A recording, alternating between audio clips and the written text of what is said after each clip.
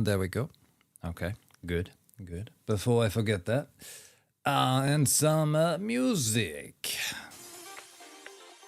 Yeah. What's up, Doc? Not much. What about you?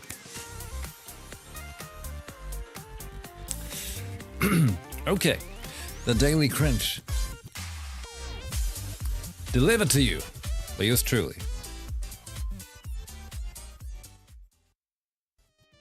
You know what's crazy? You hear the music, right? Like, this is 10% for me.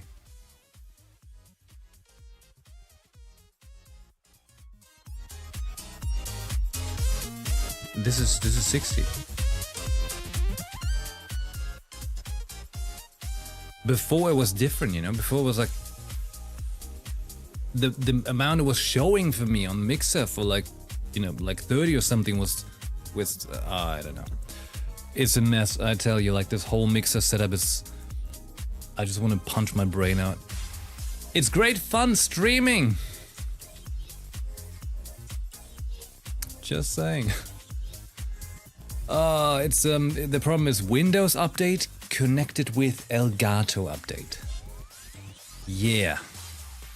Because I have a program I've been using to make the dual PC setup work. That program gets killed. Like, not just killed, alright? It gets obliterated by a Windows change in anything. So basically right now it works, but it doesn't, you know? It's like, I made it work, but not in the way that it's supposed to work. You know? Like, this whole thing is being held together by gaffer tape, basically. It's not what it's supposed to be.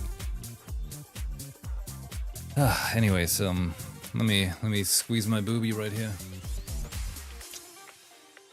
Yeah. Good, good. Alright. Anyhow, pleasure seeing you here tonight. Wait. There we go. Alright. Tonight on the 22nd of June 2026, it's like 10:30 p.m. over here. Hentai night? Well, I don't know what you're doing, but we're having culture hours tonight. Nikkei chapter 46 is upon us. Yep. That's right. Should get this chair a bit more upright. There we go. Okay. Yeah, I haven't been streaming the last couple of days, but I can tell you why. I can tell you why. For one, it was the weekend. And Friday, Saturday, you know, basically like an extended date night, you could say, you know, with the lady. And then on Sunday, taking care of more bullshit with the psycho neighbor who keeps being psycho. Surprise. And, you know, it takes quite a while to file a report. And I'm very tired of doing that. Yeah. I just really finally want to move, but there's a chance. There's a chance we'll be moving in 1 month from now. I'm getting some more information on Wednesday. Tomorrow I have to make some other big calls, and then there's a chance. Well, not really a chance, it's more like it's a very high possibility, which is what a chance kind of is. Anyways, just a couple of things here and there, but we're aiming to make it work. Basically in exactly a month, because we want to move before it's my girlfriend's birthday. And that will be in a month and a week from now. So, you know, gotta put our backs into it. Although it really doesn't come down to us that much. It comes down to the workers and how quick stuff proceeds, but should be doable. Should be doable. Yep. So as you know, streams will be still sporadic for the next month or two. But I also gotta tell you, alright, we're streaming tonight, as you can see. We'll be streaming tomorrow. I don't know when. It's gonna be a late one, alright? Because I have Way too much work to do tomorrow before, but I gotta make a stream tomorrow because I won't be streaming from Wednesday till, well, I'll be back on Monday. So like Wednesday through Sunday, I won't be home. I'm going to something pretty exciting, okay? I can tell you more on the weekend. But then I'll be back on Monday. All right. And then after that, oh my god, we'll be going again for a couple days to the house. Then after that, we'll be back, and then on the weekend going again to the house. It's, you know. Join the Discord. I'll let you know things in the announcements channel. It's easier than just yapping right now, I think. Yeah. It's your birthday in 30 minutes? Oh. You're an hour ahead of me. What time zone's that? Like, which area is that? Makes me think, hey, is Norway in a different zone? I was just thinking about that. Belarus, 2 hours. Well, for me it's like 10:30, so for you it's like 11:30, right? Like it's like there. Like pointing in my internal map on it. Oh, you got ready from friendship? Nice. That's what you get for posting that thing from Nexus Anima. That's what you get. You summoned it. You summoned the toast. And be real, so ASMR, you need a cigarette. That was just very casually speaking. Very casually speaking when I'm not trying to put on streamer voice, I gotta say. But it's the thing, you know? Put on the stream, you're like, you've got lights and you get the camera, you're like, okay, I'm streaming! It's a weird thing, but it's a thing. It's a thing.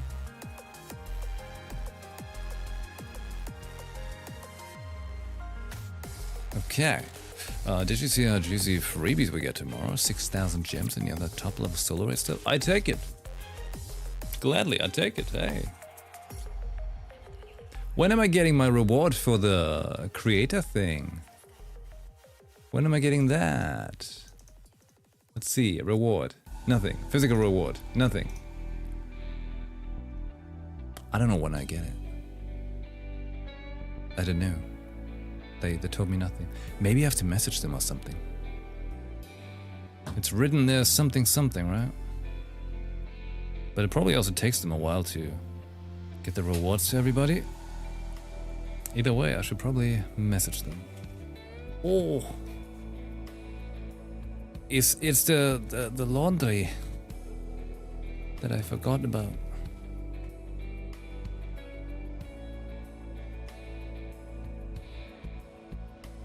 Discord, there we go. Okay. Right. Hey, in other news, I haven't checked it yet, but I think I've got my TikTok back. Not that that's really important, but it's nicer than having to make a new one, you know? Yep. At least something. Okay, now then. Where are we? What is happening? Had to go with the police? Oh, I still have to finish the report, but... Long story short, hey, the police is really not super helpful. No, they're really not super helpful. At all. You know, if you have real issues, alright, with a psychotic neighbor, nothing. They're like, oh, you know, no one's getting shot, right?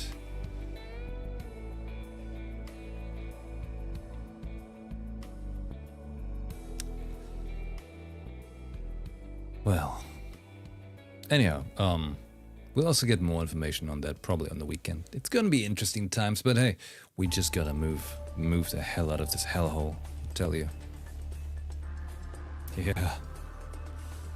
Oh, yeah. And then one day, soonish, we'll have more time to play again. Because there's a lot of good games coming out this year that want us to play them, you know? Gotta make time for that. Next month, for example, there's Grand Blue Fantasy Relink DLC expansion Endless Ragnarok. So I want to do that. But then there's also, the same day, Assassin's Creed Black Flag Resynced. Yeah, and that's just 2 of the games, of many games, and right now we've got, well, we're catching up on Nikke right now a little bit, you know? And then we also have Adventures of Elliot, which I would like to play through, because I've been having a good time despite its lightness of story, I guess you could say, but it feels fun. And of course we always have Elden Ring to jump back into, but we knew it was gonna be like that, you know? Currently, with the way things go. It's a game we jump in when we have the time.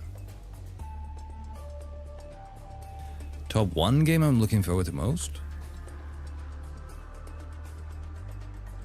Like this year or in general? Grazie. Ooh.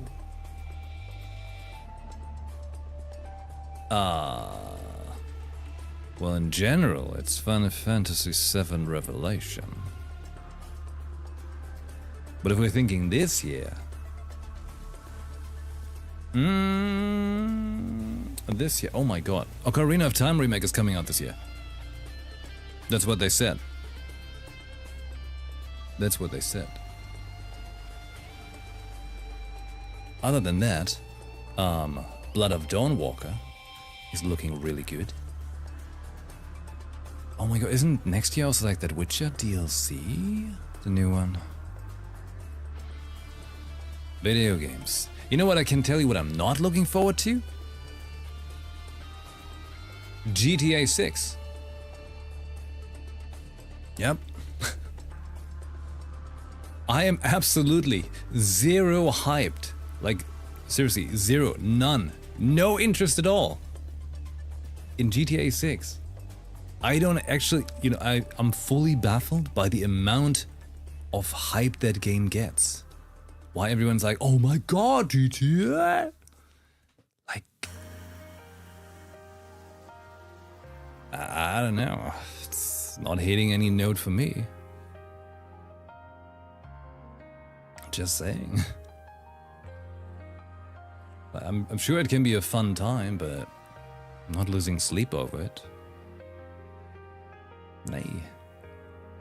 I'm more excited for the next Overwatch season. And boy, are there Smurfs. Holy shit. Like, I'm not the greatest shot, alright? But holy shit. Are there Smurfs? All of them. It's a blue landscape, I tell you. Okay. Well now. Let me...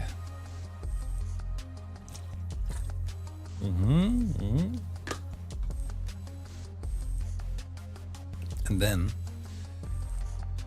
we should really get started with Nikke.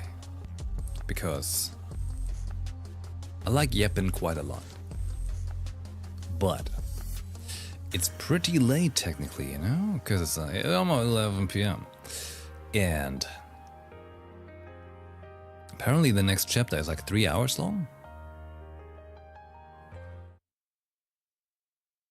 We gotta play some Nikke. Here we go! What's in the box?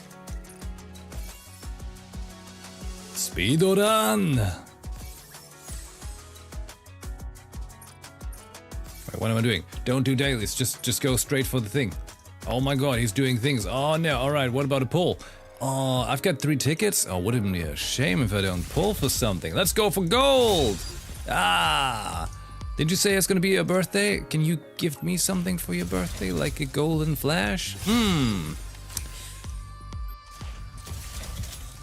Keeping it all for yourself, huh? Oh my god!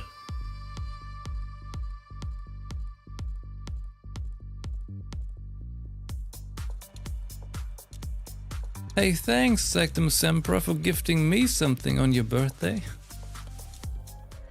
Very nice. That's very kind of you. Look at that. Limit break 3. It's amazing! Oh yeah. Power.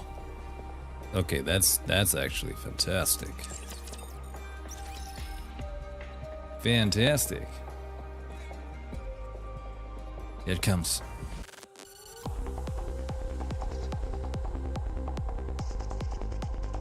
Good. Very good. Are we looking, I gotta do the 50% pull, you know? I'm a believer. I'm a believer in the 50% pull. Right. Just 48. Okay, you know what? Never mind. I did get lucky 2 pulls, like when I was doing it off stream the other day. So it's fine. It's fine. Right. Well. 46-3? That's the right one, right? Okay. Let's go. Chapter 46. Rebirth. Oh, that's a good title. That's a good title. All right, not there. A good student listens well. I'm at the target location. Right, quick roundup. What happened last episode? We were battling big time with Sixo. Right.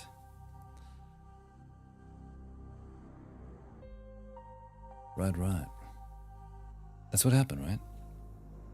Not confusing the other thing? Sixo got wrecked? Yeah, that was episode, chapter 45. Right. Cool. Good. Stand. How long do I have to wait? Hard to say. Probably till she shows up. Then I'll search the nearby area. You were provided with sufficient rations. Did you eat them all already? Why is she talking like, kind of like, slurring? You were provided with sufficient rations. Did you eat them all already? She's slurring. There's just rations. I'm going to check for raptures. Ah, my apologies. Of course she ate them already. If there are no issues, hold your current position. If you miss each other, it'll only complicate things. I don't have time to waste here. I'd rather use that time to take down even one more rapture. I agree with you, but there's also no need to cause a commotion. If you engage, the noise could draw more of them. Snow White fires a rifle. Glad she did that. Nice. An explosion occurs in the distance. One down. Great. Other raptures in the area heard the gunshot and are converging. Cool. Look how happy she looks. A smug face. I shot a rapture. Just as I wanted. Don't even think about it. Withdraw from that sector. Any unnecessary engagements. Snow White fires a rifle again. Another explosion occurs in the distance. A cloud of dust heads straight for her. Sorry, I didn't catch that. What did you say? Cecil, Yes? stop using the operation device. Switch all communications to messaging. Why? Watching this is making my blood boil. Don't let it get to you, Johan. Yes, calm yourself. Patience is a virtue. You're the one who needs to calm down. Raptures incoming. Numbers are... Johan, look at this. What is it? Just look at the approaching raptures. What the hell is that? What is it? Use your eyes and see for yourself. Very well. Snow White looks at the raptures swarming in. They're no different from the raptures she's always encountered. Assuming Johan and Cecil are just overreacting, Snow White takes aim. She waits until the raptures are within maximum effective range. As the lead raptor comes into range, Snow White pulls the trigger. No, she was about to pull the trigger when the frontline raptors explode into smithereens. What was that? I didn't fire. It came from behind. From behind? That shot came from somewhere in the rear of that swarm and hit the ones in the front line. Why? No idea. Could they be infighting? No, raptors are brainless idiots. They're incapable of that. The frontline units have been annihilated. Rear units are approaching. Unidentified raptures. Engage with caution. Snow White fires her rifle yet again. Yet another explosion erupts in the distance. If you don't know what you're dealing with, strike first. Yeah, that's good. Fine. Engage. And counter. You don't know what you're fighting? Well, keep fighting. More bullets. I'm not alone. We're all in this together. Music's nice. Dark matter rapture? They're powered by dark matter? Can be identified by the icon on the HP bar or by the HP bar color that appears. They're dark. So they're edgier now. My throat.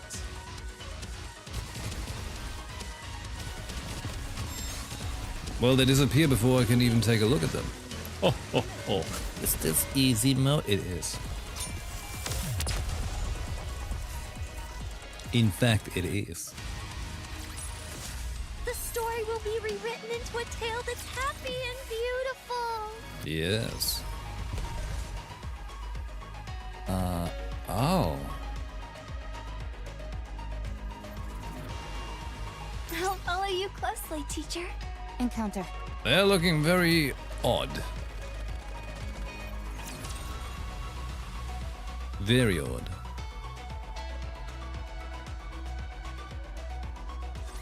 I shall suppress them swiftly.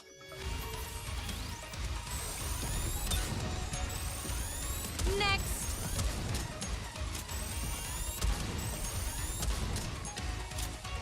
Imagine we got this free. Tell me the story of They didn't need to victory. fix it. Remember?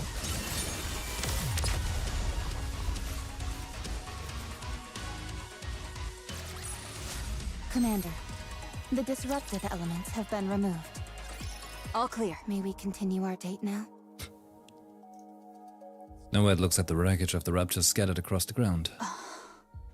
I've never seen raptures like these before. Get closer so I can have a better look. Snow White approaches the wreckage. She crouches down and picks up a mangled component. That's not edible. I'm not going to eat it. The color is different. It's very vivid. Most of the raptures we've seen are monochrome. These are different. What's the texture like? Different. It's not entirely rigid. There's some elasticity to it.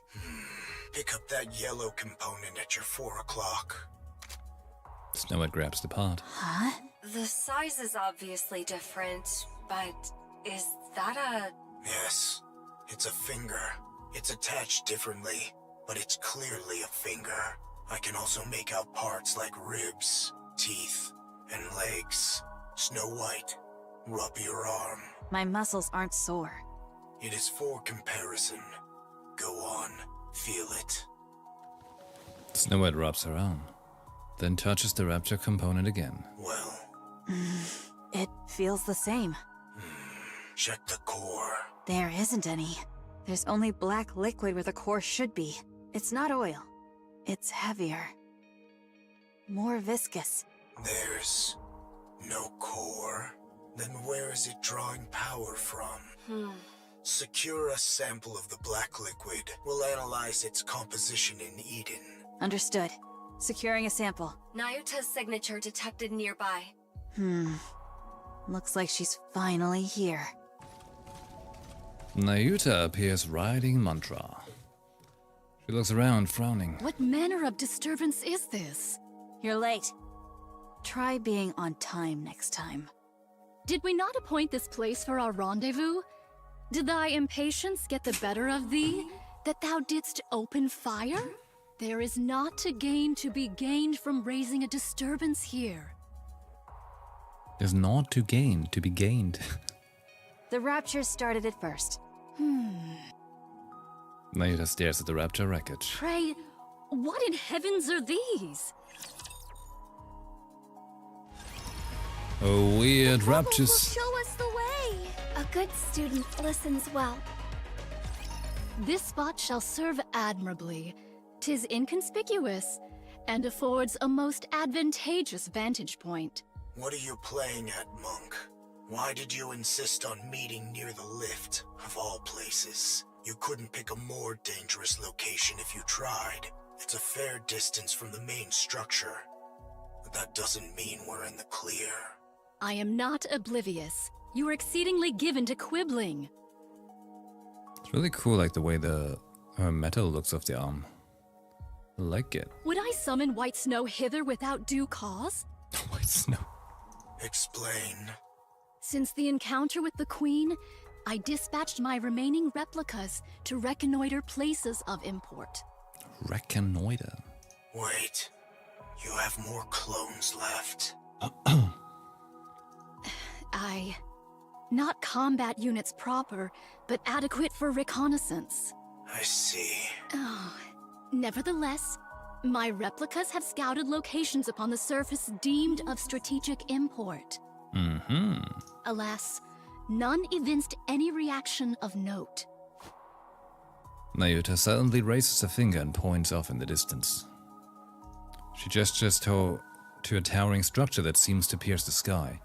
The greatest construct humanity ever created. The lift. Save for that place, the orbital spire.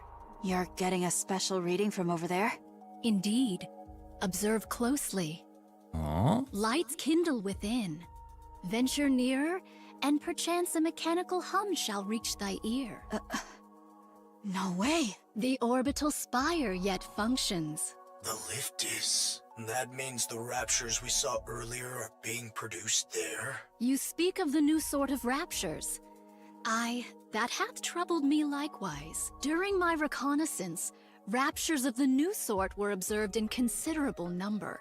These new raptures were all manufactured within the orbital stations, yet the stations themselves are now ruins. I desire to confirm whether a connection doth exist between these two facts. So you want to scout the lift? Indeed. Fine.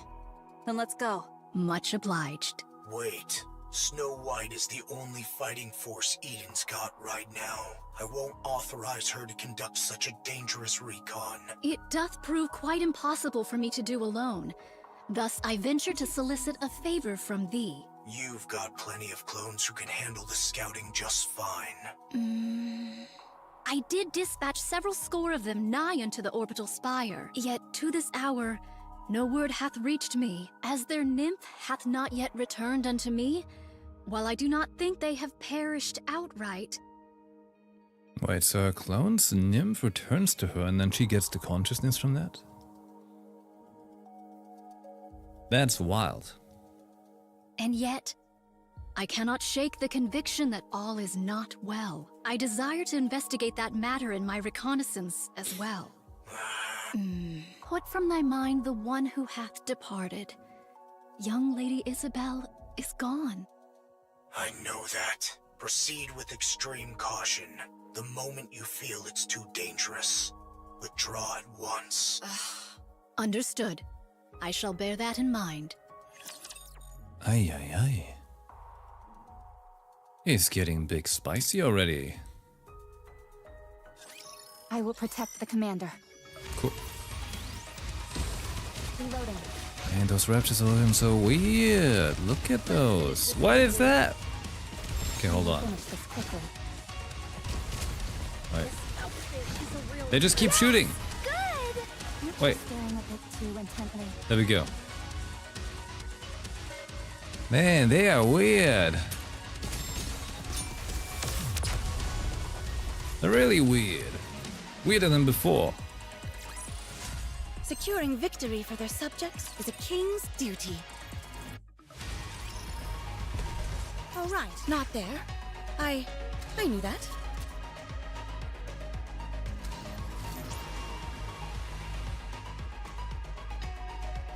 Well, let's take a look at the area.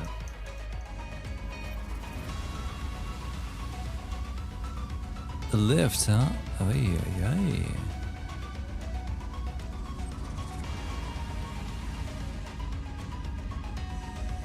They're having a party.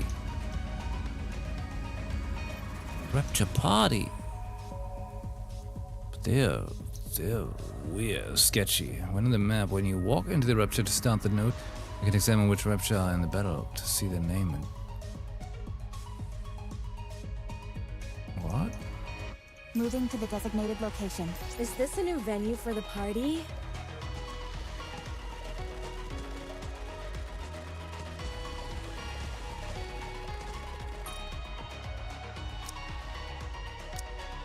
Mushroom Zeus? Generation Dark Matter. Elite Tank.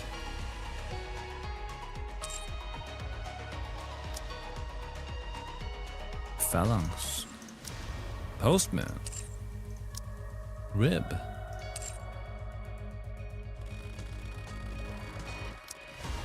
I've got a bad feeling about them raptures here.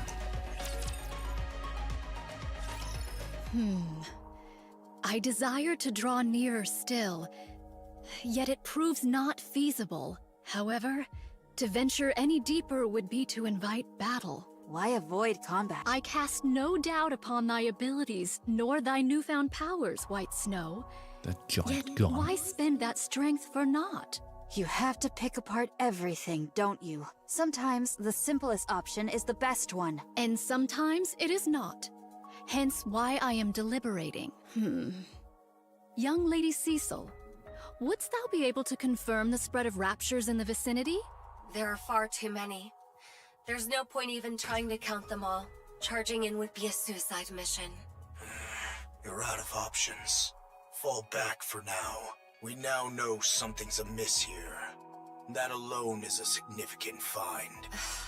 We'll pick this back up when arrives with the cavalry. Yeah. They speak my name in quiet reverie.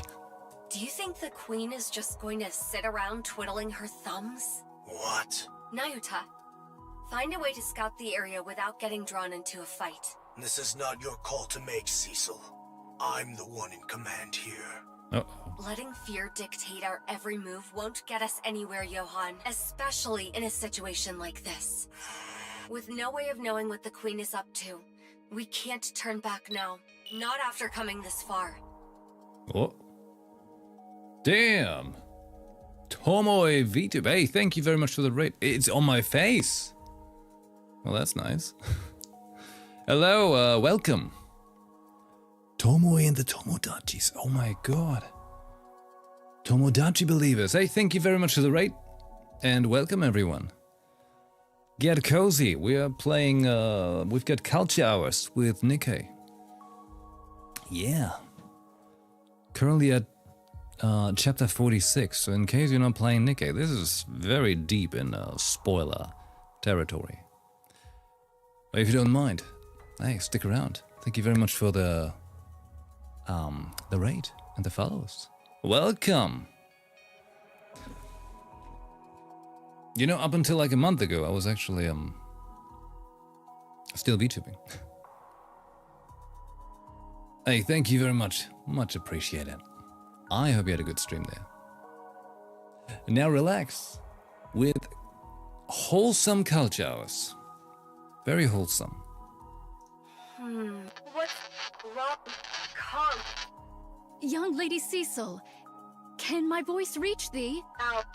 Particle density too low. You two. Listen, care. Find whatever, then back. Find whatever you can and then fall back. Understood? The line goes to static. Communications are completely cut off. Our communication equipment is functioning normally. This wasn't caused by elevated alpha particles. To lose contact within Eden of all places?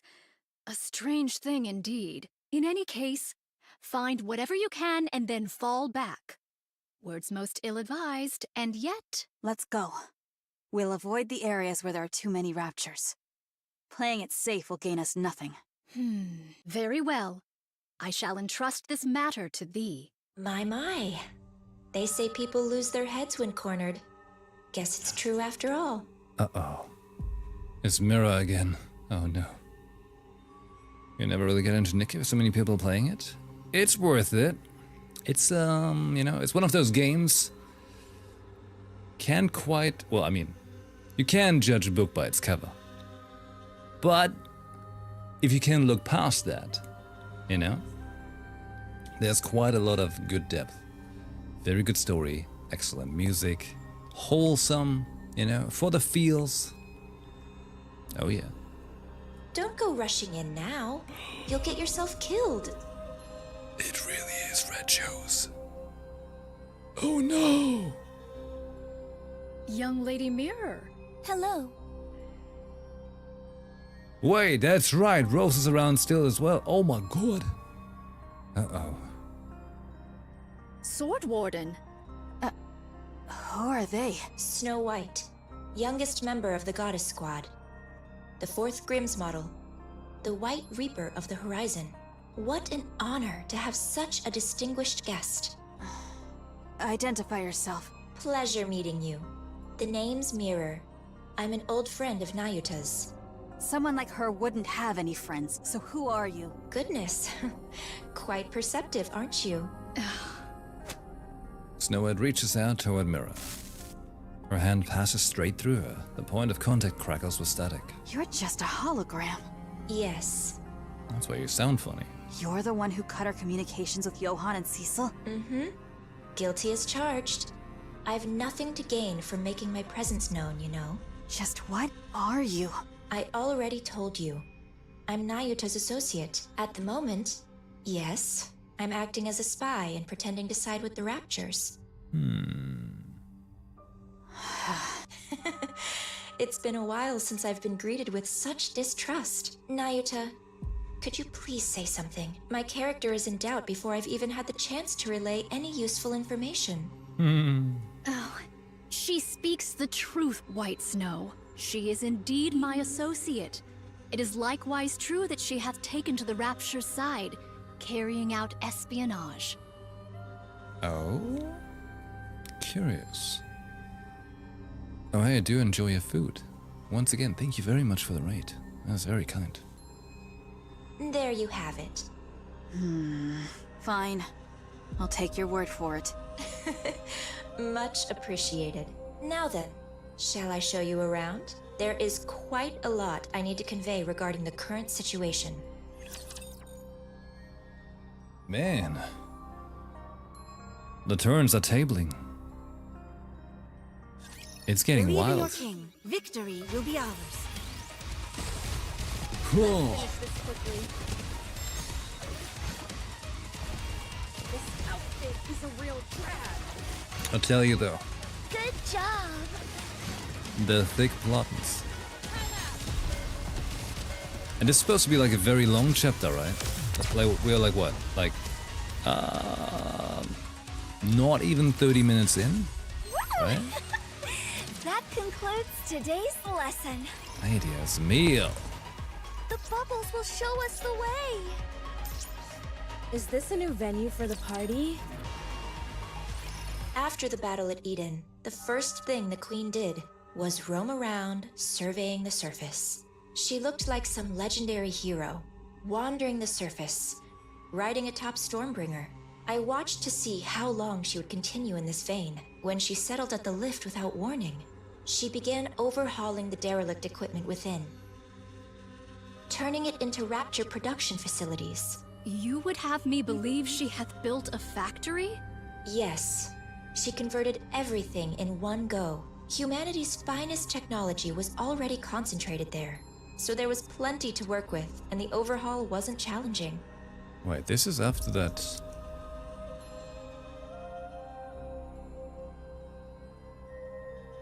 After the battle at Eden. Okay. Alright. She tinkered away at it, then began to produce raptures like it was nothing. Whence came the materials? Even the queen cannot conjure something from naught. Seems like you figured something out. Let's hear it. Doth the queen tear it all asunder? You've got it. The queen was deeply dissatisfied with the current state of the surface after surveying it, so she made a decision. She would wipe the slate clean, since the surface wasn't one she envisioned. And just like that, she started producing raptures at the lift. I see. She That's hath bad. created raptures that are unlike any known to us now. Yes, she used existing raptures as raw material and created entirely new ones. These newborns, shall we call them? They're not drastically different from their predecessors performance-wise, but their appearance. Now, that's where things get interesting. They seemed to be imitating human body parts. They're imitating Nikke body parts, to be precise. But visually, there isn't much difference between the two. Oh. I believe the battle at Eden brought about a significant shift in the Queen's thinking. She gathered raptures and even heretics as a show of strength to celebrate her descent to the surface. But the bulk of her forces fell, and you all managed to pull through largely unscathed. Although things ended with her seizing the body of the strongest Nikke, Lilyweiss, I'm sure that's far from a satisfying result to the Queen. She must have concluded that the current raptures simply weren't powerful enough and felt a generational shift was needed. Otherwise, she wouldn't have gone out of her way to create newborn raptures modeled after Nikkes. How repulsive. No core could be discerned in these newly born raptures. Then whence do they draw their power? From dark matter. Like, where do we get our upgrade material from? Caliginous material. They use highly condensed dark matter as a power source. It's a versatile substance, so using it that way is certainly feasible. I don't know much beyond that. But since dark matter is the Queen's to begin with, she is another matter entirely. It's getting freaky. So, in short, after fighting us, the Queen became jealous of us, which led to her creating new raptures in our image. That about sums it up, yes. Yet the manner of their imitation is most suspect. If the Queen deemed Nikkes powerful, one would expect their forms to be imitated in every particular. And yet the manner of imitation here is most peculiar. Only hands, feet, viscera, and the like doth she see fit to replicate. Well, they're experiments. She attaches Nikke parts to low-level raptures to see if they function properly, and to assess the potential of those parts. If this be true, the Queen's final intent is... That's right. To create a new heretic. The Queen's so-called elites proved rather lackluster in the battle at Eden, wouldn't you say? She wants to create a true elite. One worthy of the Queen she is today. Altruria. We beat that one up already. How do you know about her? We've met. She even transformed during our fight. My goodness. She really does whatever she pleases. She was mimicking Rapunzel and Noah. That's right. The Queen picked the ones who stood out most to her during the battle at Eden, and modeled her heretics after them. 2 have been created, and 1 is still in the making. You know a lot. Who are you really? What's your angle? I want a new queen. Why? I want a new queen. A better one. Mira looks at the lift. Because I don't like the current queen. Oh, okay. It really is that way. You're hardly the trustworthy type. That stings. Especially after I shared such valuable intel. You must trust me. I've been doing all kinds of dirty work at the Queen's side to obtain this precious information, and I'm giving it to you with no strings attached. Yes, that's been bothering me too. What is your relationship with the Queen? How do you know all of this? I've had a hand in the overhaul of the lift, the design of the newborn raptures, and in the creation of the new heretics, of course.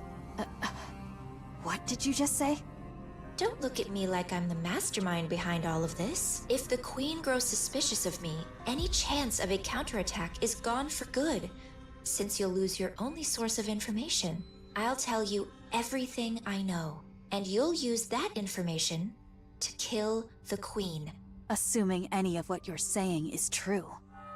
What other choice do you have? Believe me or don't. That's entirely up to you. Frankly, I couldn't care less whether you win or lose. I'll simply side with whoever wins. How enviable to hold such clear convictions. Now, let's get moving. This isn't a place you can visit often, so take in as much as you can. Wild. Very wild. A little too many dance partners for my taste. That's right. Dark matter raptures.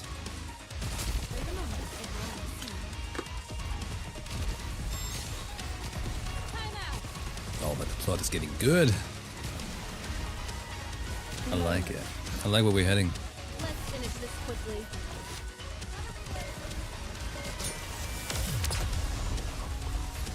But I actually thought like the party isn't over yet. I thought is the it? raptures like that Let's go back and enjoy might have come ourselves. from something like the Ark or something, you know? Like the Oh right, not there. I knew that. something like that. Kind of like as if like they take like the stuff that's been fed to the core before is now something like that. The bubbles will show us. Encounter. Snow White and Nayuta follow along the path Mira leads them down. They get into a few skirmishes with raptures, but they are small scale. The commotion is not big enough to draw in additional raptures. Rose shares a brief exchange with Mira, who nods at her words. Then Rose slows her pace and falls into step beside Snow White. Can I talk to you for a moment? Is this a bad time? You look like her, Scarlet. Of course. We were in the same squad after all. A squad that specialized in close combat, made up of mass-produced Nikkes, right? You remember all that? You have a good memory. Those are recent memories to me. Scarlet is alive. Her brain is, at least. Eden currently doesn't have the technology to produce a Nikke. But once that's secured, she can be revived. Oh man. I wanna have new superpowered Scarlet! So you caught on. Yes, Scarlet often told me about her sister. Why did you come back to life? I didn't choose this. Mira revived me on her own. A little bit stitched together, but okay. What was it she said? Something about needing someone who could cut through anything. As you can see, I'm more or less her bodyguard right now. Then what are you still alive for? That's harsh. You placed a curse on Scarlet and died. Just as you intended. What unfinished business do you have left? Yes, a curse. Scarlet was always obsessed with becoming stronger. Just like Rose. Or, if only Rose were here. She was always muttering things like that, thinking no one heard her. The curse you placed on Scarlet gave her the strength to push forward. And it all worked out in the end. But as her sister, that's not something you should have done. You're right. That's why I'm still alive. Huh? Strictly speaking, I cannot die without Mirror's permission, and I could disappear at any moment on her whim. But the reason I'm obeying Mirror and trying to stay alive is because I don't think I've ever given Scar anything good. Scar. I ruined the squad in the name of helping her, and made her kill her own sister by her own hand. I've come to realize what a pathetic and awful sister I was, so I want to make it up to her somehow. I thought, if I kept living, maybe I'll get a chance someday, but it's not easy. I've never done a single thing right by her, so I really don't know. I don't know what I could ever do for her. Why not meet with her? That will never happen. Showing up in front of Scarlet in my current state wouldn't do her any good. Yeah, gotta get cleaned up a bit. I will simply resign myself to the life I'm living. Do what I can for her, if the opportunity arises. Then I'll disappear quietly. If Scar learned about the state I'm in, she would reach out without hesitation. But the fact is, I'm a broken sword. A blade that wounds whoever holds it. You get it, don't you? Very well. I won't say a word to Scarlet. Thank you. Well, since fate brought us together like this, tell me more about Scar. How did she end up joining the Goddess Squad? The strongest squad there is. And what has she accomplished since then? Alright. It's a bit of a long story. That's a bit of an old tale. Then keep it to the parts about Scar. I'm not big on long stories. Snow White and Rose's voices echo around them as Nayuta and Mira walk on, listening. They seem to be getting along. How far dost thou intend to lead us? I confess, this leisurely stroll through the heart of enemy territory does not sit well with me. I'm still kind of like so sus about, Mira and Rose. Very sussed about it. Not much further now. We wouldn't be able to go any further than that anyway. So thou hast been here all this time? That's right. I've been here ever since Eden. There's work to be done after all. Then didst thou not see my replicas? There ought to have been at the very least several score. Beats me. Maybe they're all dead? When a replica doth perish, its nymph returneth unto me. Such a thing hath not occurred even once. Is that so? I haven't the faintest idea. I see. Is it still intact? Of course. That's why the lift is in operation. The ultra-massive core is very much intact. Ultra-massive? It's in much better shape than anticipated. Who doth maintain it? It's left alone. It was designed to run itself after all. By you, I might add. Huh? The Ark and the lift each hold one of the twin cores. The moment either is destroyed, mutual destruction follows. Do they know about what just happened in the Ark? And in close proximity to one another, the resulting resonance would destroy them both. Quite the troublesome design. There was surely reason behind its design, yet we failed to uncover that reason, and we erred in wielding forces unknowable in heedless fashion. Just so you know, mutual destruction is not an option. It might have been a viable choice in the past, but not now with the Queen in the picture. Humanity, stripped of its sanctuary, against the Queen. The outcome is obvious, wouldn't you say? This I know.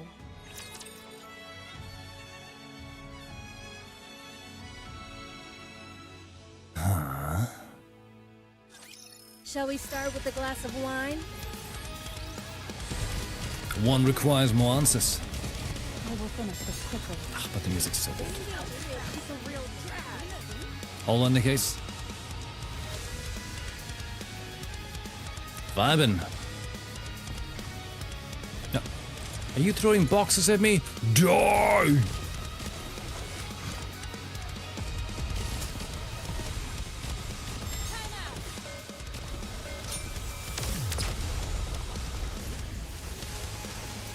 Funky looking ruptures. Commander, the disruptive elements have been removed.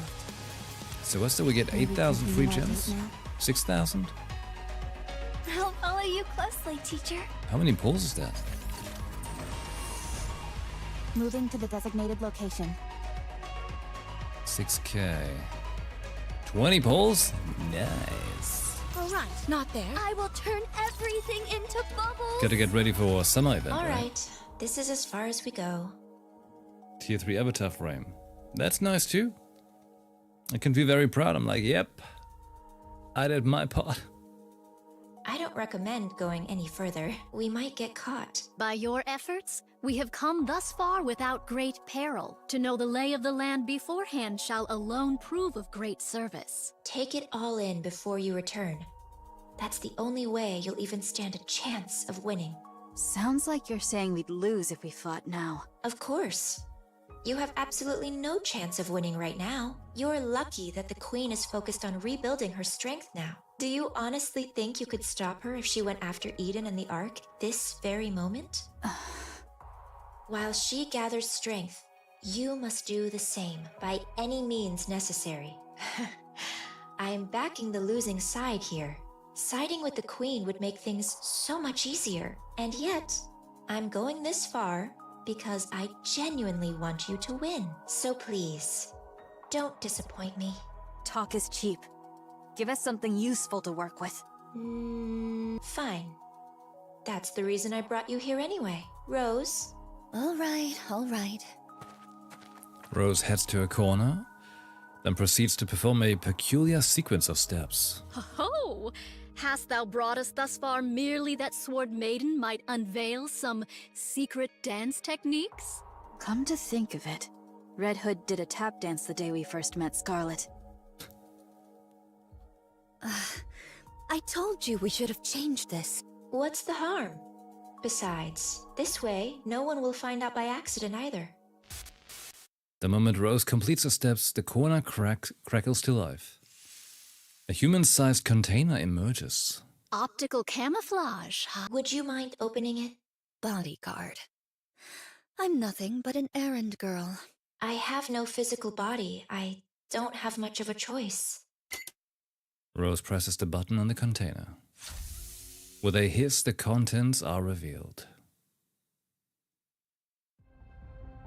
Steel legs clad in red. Red shoes! I kept them safe, as you can see. Wait, just your shoes? I tried everything I could to make replicas with them, but they don't seem compatible with Rapture technology. Take them. Perhaps they'll come in handy somehow. Wait, the shoes? What's happening? Oh! Is it? Oh my god. On your birthday? Because, okay, you know, the alerts are not showing it right now, okay? Because they're just like showing you like the names of people getting stuff, right? But this is done by Sectum Sempra! Happy birthday. Wait. Happy birthday. And all the best to you. Drinks for everyone. I don't have drink right now. I've got some water, but thank you very much. And cheers to you. Yeah. But you deserve to have the drink. You get permission today. Yes. Cheers to you, and thank you very much for the gift subs. How many is that? 5? 5 gift subs? Sweet. And earlier the lucky Nikkei poll? Awesome. So anyone who's got a gift sub, do enjoy. Enjoy. And have fun with the emotes and all that jazz. Alright. Well, I hope you're having a great birthday there, and thank you for spending some of your time here. Glad you like it. And as I mentioned earlier, right, with the upcoming plans of streams, you know, so you actually get to see more gameplay and stuff like that and so on too. Very long story. Moving soon, right? You know about it by now. Lots to do, but there will be lots more time in the future. Okay? Lots more. And I'm very much looking forward to it, especially the Final Fantasy VII Saga playthrough. I am very excited. But that's gonna all start in the new place, which, well, is basically a month away, technically. Yes! So, and right now, what is happening? So Mira actually led us to the actual remaining red shoes?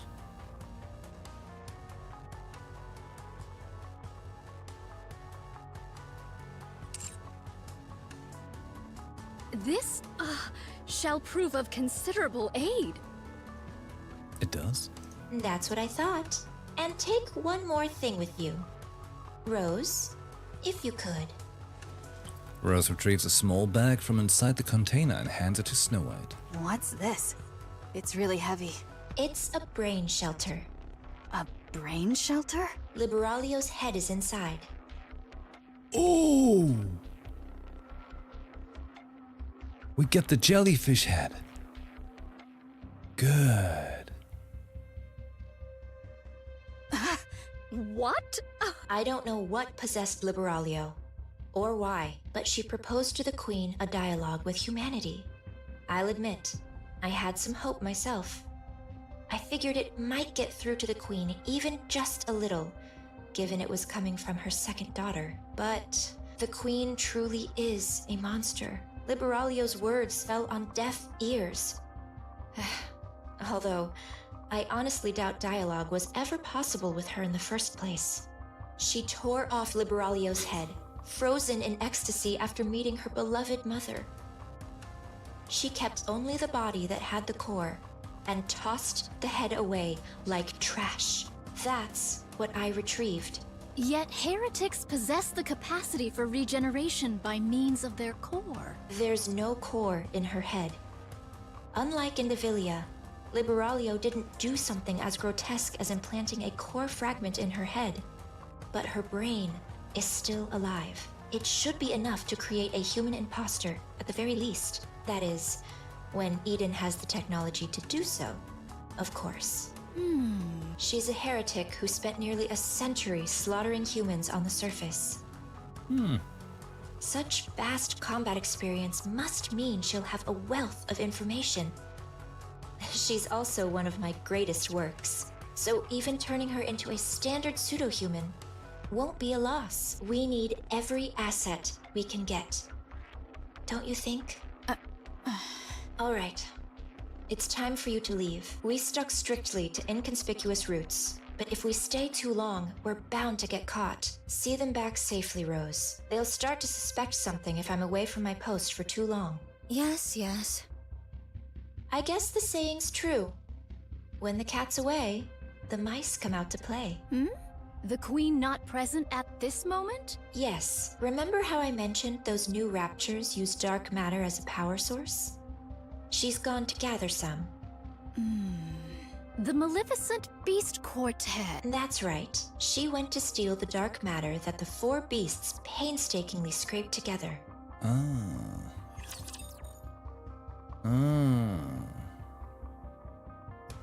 Oh no. Don't Oh, worry. they're not gonna I have a will good time, protect are you. they?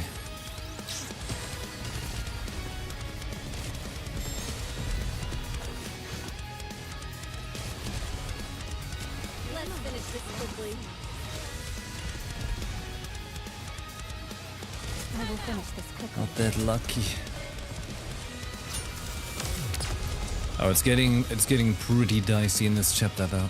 Like the revelations The story will be rewritten into a tale that are that's happening. happy and beautiful. I'll follow you closely, teacher. Wait, so after this chapter would be TT Star Event 1 and 2, right? And then Arc Ranger. Alright. I guess question for that. Is the Arc Ranger event going on for another week? But even if not, I can play it in archive now, right? Hard mode ending is this Wednesday. Because the thing is, like, I only have tomorrow. Tomorrow I should do some more Elliot. And then I'll be gone from Wednesday. I'll be back Monday.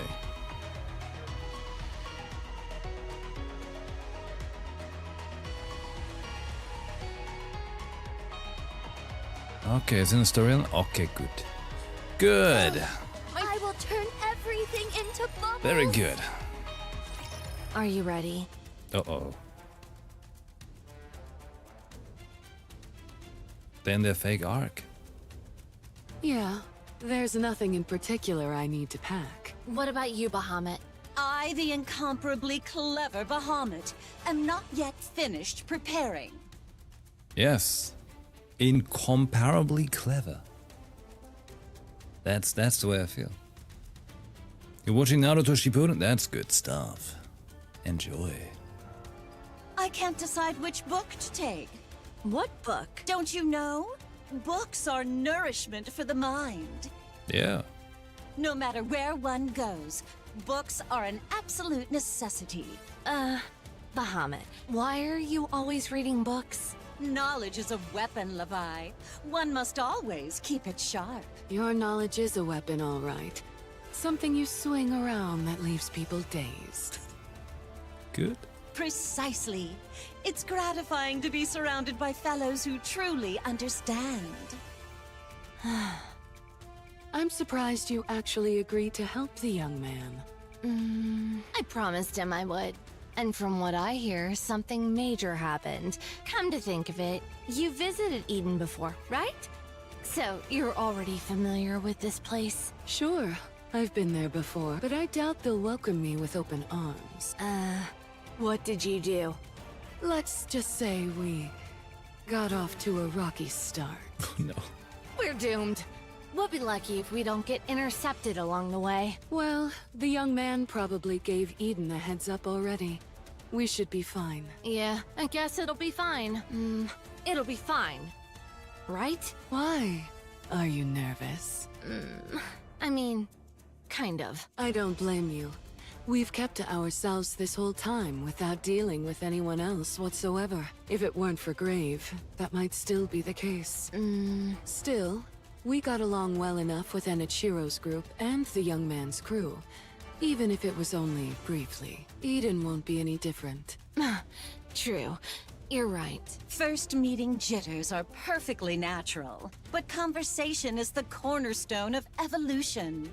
New encounters beget new dialogue, and the exchange of new knowledge. Oh yes, very thirst. I, the brilliant Bahamut, can hardly contain my excitement. But conversation is the cornerstone of evolution. There it is. I await the magnificent moment, my profound knowledge, and Edens converge. Are we seriously taking her with us?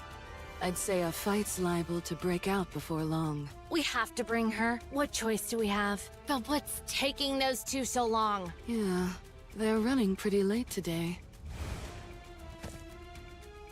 This lands from the air. Hey! It's the commander's daughter. The girl hanging from Ziz's neck climbs down to the ground. It's fun.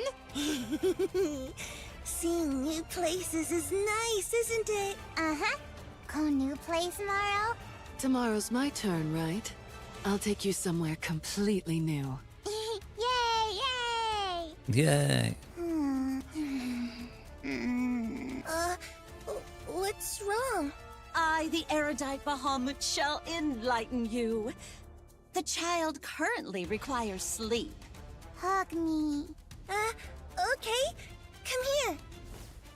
Ziz wraps her arms around the girl, and the girl buries her face into Ziz's chest. Fluffy. Feel good. Oh. She just wanted a pillow. Really? What do I do? I feel like I'm gonna cry. What's wrong? I don't know. Are you all packed? Packed? For what? We're leaving today, remember? Oh, right. We were going to Eden. I forgot. Hurry up and get ready. I'll hold her. Oh, okay. All right, come here. Leviathan reaches out toward the girl nestled in Ziz's arms. She stares sullenly at Leviathan. Her gaze travels down towards Leviathan's chest. Heart. No like.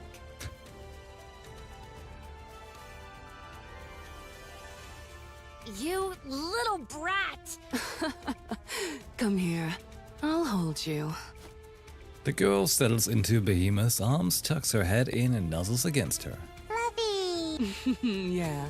Fluffy, isn't it? Fluffy. The girl turns her head and looks at Leviathan. Heart. Oh, I swear I'll... Hard. Levi. What? Bahamut looks at Leviathan, then nods silently. Stop nodding like you've got some secret. It's annoying! Levi? What? What is it? Oh, I'm packed and ready. Let's go then. But she just fell asleep. Let's be quiet then. If she wakes up, we'll take turns transforming and giving her rides. If we don't let her ride while we're transformed, she'll throw a fit. Oh, okay. This is kind of fun. It's like taking turns driving on a road trip. This is a family trip, all right. Yeah. The four beasts walk on. Leviathan glances back. The White Ark, once a ritual space built for the creation of the Queen. A place that has since become their home. It was wrecked by Liberalia, but even the process of restoring it was enjoyable. For some reason, Leviathan feels a twinge of regret. We'll be able to come back. It's our home, after all. Yeah, you're right. The four beasts continue onward. After walking for a long time, they stop. Before them stands the Thing. Oh. He looks at them with a smile. What is that? A human imposter? But something feels off. A Thing closes the distance in an instant. Her gaze locks onto the girl in Behemoth's arms. Behemoth reflexively turns and shields the girl. A thunderous roar echoes out. Behemoth collapses to her knees, the upper half of her body now missing. The girl, flung aside, lies on the ground staring at the lower half of Behemoth that remains. She crawls over and touches the core lying on the floor. Ma. The Thing looks down at the girl and raises her foot. A fire ignites in the eyes of Leviathan, Ziz, and Bahamut. Get your foot away! What are you? You'll pay for this! Black light bursts forth, staining the White Ark. Oh shit! She wants to kick the baby! I can't believe I'm already about to graduate. Well, good thing the four beasts can, be nurtured out again with their core.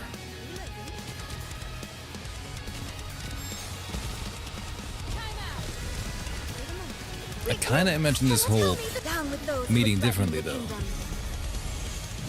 It's wild that, fake queen just shows up like that. No need to hesitate.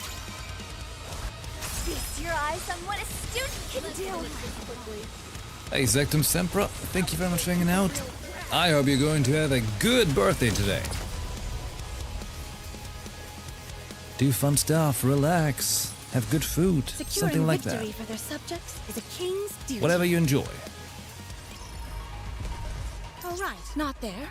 A good student listens well. No stress, only joy, in best case. Ziz. Ziz does not move. Her wings have been completely torn apart. Bahamut is motionless. Half of her upper body has vanished. Bye. Leviathan's body is grotesquely contorted in several places. She writhes in agony. Bye. Hurt? Run! Run! Go! Don't! Fight! Run! Away! The Thing steadies her breathing. She shakes off the dark matter clinging to her body. Her gaze sweeps across the four beasts scattered on the ground, then settles on the girl standing in their midst. You. Bad girl. Whoa! The ground beneath the girl begins to turn black. It continues to spread wider and wider. As Leviathan sinks into the blackness, she desperately shouts. No! You must fight! Run! The four beasts sink into the blackness created by the girl. Gigantic wings unfurl and drill shafts and pincers rise up from the ground. The thing charges forward. A mass of arms surge up from the ground and latches onto the thing's legs. She tries to shake them off but cannot, for their strength is tremendous.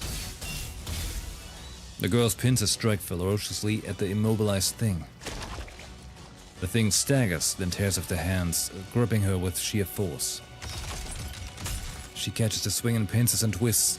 With a sickening crunch sound, the pincers warp and shatter. The thing drives a fist into the girl's torso. Part of the girl's torso upper body disappears with a thunderous boom, but it regenerates almost instantly. A massive pillar is summoned. Simultaneously, another swarm of arms rises up once more. The thing takes her stance. The girl lashes out with the pillar and arms, with a ferocity that could tear her opponent asunder. Meanwhile, the thing wildly throws her fists, intently on pulverizing anything in her path.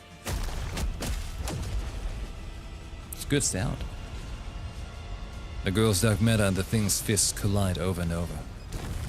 Shockwaves ripple outward, the pseudo-ark's buildings tremble and the ground splits open. The fierce stalemate continues until the balance is broken by the thing. A low kick aimed at the girl's legs tears them clean off. The girl crumples to the ground, her legs gone.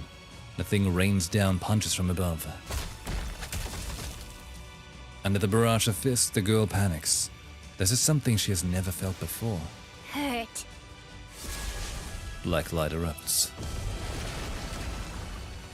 Whoa! The thing looks up at the black spire that has suddenly risen before her. Beams of light pour down from the spire, and black thorns rain down like a storm. The thing swiftly evades the projectiles, but it's useless. There's simply too many of them. A beam catches her in the torso and sends her staggering. The attacks that had been spreading in all directions now concentrate solely on the thing. For the first time since inhabiting this body, the thing adopts a defensive stance. Beams of light and black thorns crash down upon her. After raining down attacks for a long while, the girl looks downward. The thing is on one knee, staring up at her. Die. Oh, that's a cool image. Holy shit. Oh, man. That is really badass. Die. Massive pincers, pillars, and drill shafts burst from the spire, all of them pointed downward. The thing looks up at the colossal black spire looming before her. She shifts her gaze to her own body, then back at the spire, and back to herself. Fury spreads across her face. At that moment, Leviathan comes flying out of the black spire. Stop! Enough. No more fighting! No fighting! Bye. The girl points at the thing. Bad girl, bye! No! Don't kill her! You don't need to do that! Leave the fighting to us. So just stop! All you have to do is sneak bites of grilled fish, hitch rides on us, and go for walks. Just snuggle up and sleep in our arms! You don't have to fight! She hurt you, bad girl! We're fine.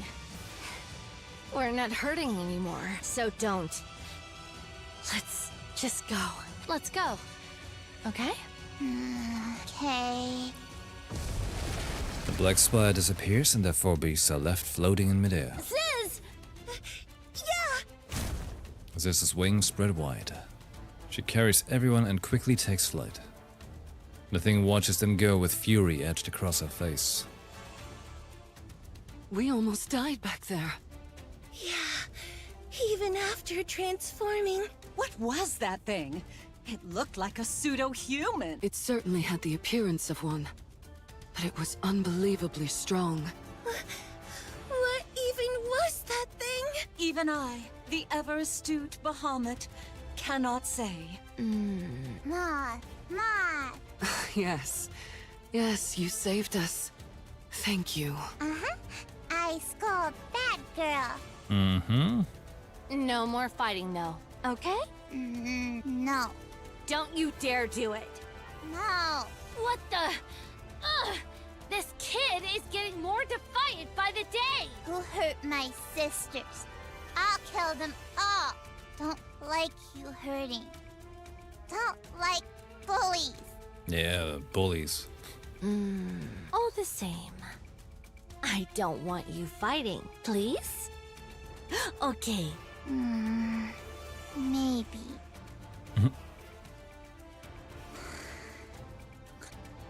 The girl had fallen asleep in Leviathan's arms. Leviathan looks down at her with a troubled expression. Levi? Yeah? Why are you telling her not to fight? She's so strong. She might have won that fight earlier. You're right. She is strong. Unbelievably so. Then, why? No parent wishes to see their child fighting. Oh, well, I guess that's true, but there are times when fighting is the only solution, at least to protect ourselves. Levi, tell me what you're thinking. She's strong. Too strong. With her power, she could probably solve most things. She could take anything she wants, without exception. She won't even need to control her emotions. She could just unleash them alongside her power. And that can't happen. It mustn't. If she repeatedly uses her power every time she wants something, she'll turn into a real monster. But why not? Why don't you want her to become a monster? Is it because you promised Siren her power would only be used for good? That's part of it. That kid. We made her. She had no say in her creation. After selfishly bringing her into this world, we can't ask her to use her powers for our sake. We can't ask her to become a monster for us. But... damn it! Why are you crying? I didn't want her to fight. I don't know if we're even capable of it, but I wanted her to live in a world where none of that exists. She's the child we created. I want her free from all of that. I just wanted her to live happily. But in the end... The girl wakes up. She lifts her head to look at Leviathan. Why? Don't cry. She reaches out and wipes Leviathan's tears. This is why I keep crying. The child will grow up right. She won't become a monster. Ever. Yeah, we can do it. Let's make sure of that. Do you know what distinguishes a monster from something that isn't? It's the presence or absence of knowledge. Good thing we have books. I, in all my astonishing wisdom, will impart all my knowledge unto this child. I shall personally see to it that she becomes a person of intellect. Good. Oh, she's doomed. I can already tell this is going to end badly. Big knowledge to be obtained. Have faith. I will protect my people. Yeah. Good job. I'll do my best. Cheer me on.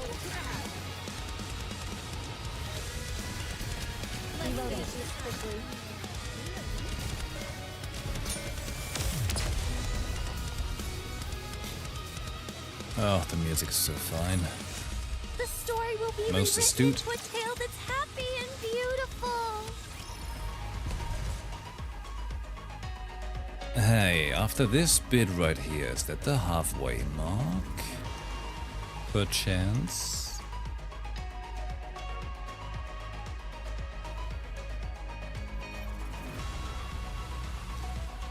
Asking for a friend. I'm the friend. Because I wanna take a very quick restroom break and grab a snack. So I'm wondering, when's the best time? Might be now, huh? Before the big happening. Right. Ugh, my feet keep getting caught in the hem of this dress. Yeah, let's do that. Let's take a very short break here. Just a few minutes. Need water and I need to chomp something. Because just before the stream, actually, I just finished a workout and cardio, so I'm like still craving something, you know, to give me energy. So I'll leave you with some music.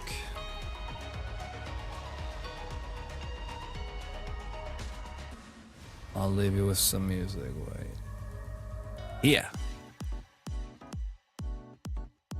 Give me a couple minutes. I'll be right back.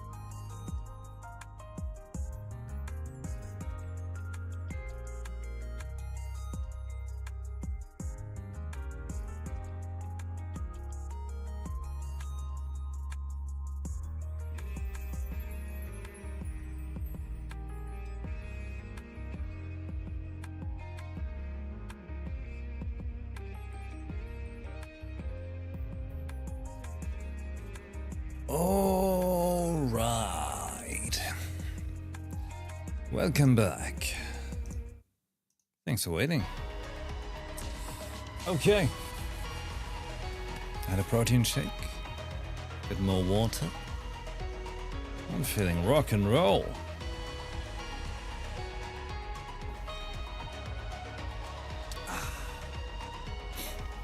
Oh yeah. You know, I think it's been like almost a month now, or it might be a month, that Vinny and I have been doing this thing where we like do like 10,000 steps each day. It's good, you know, good for the health, yeah.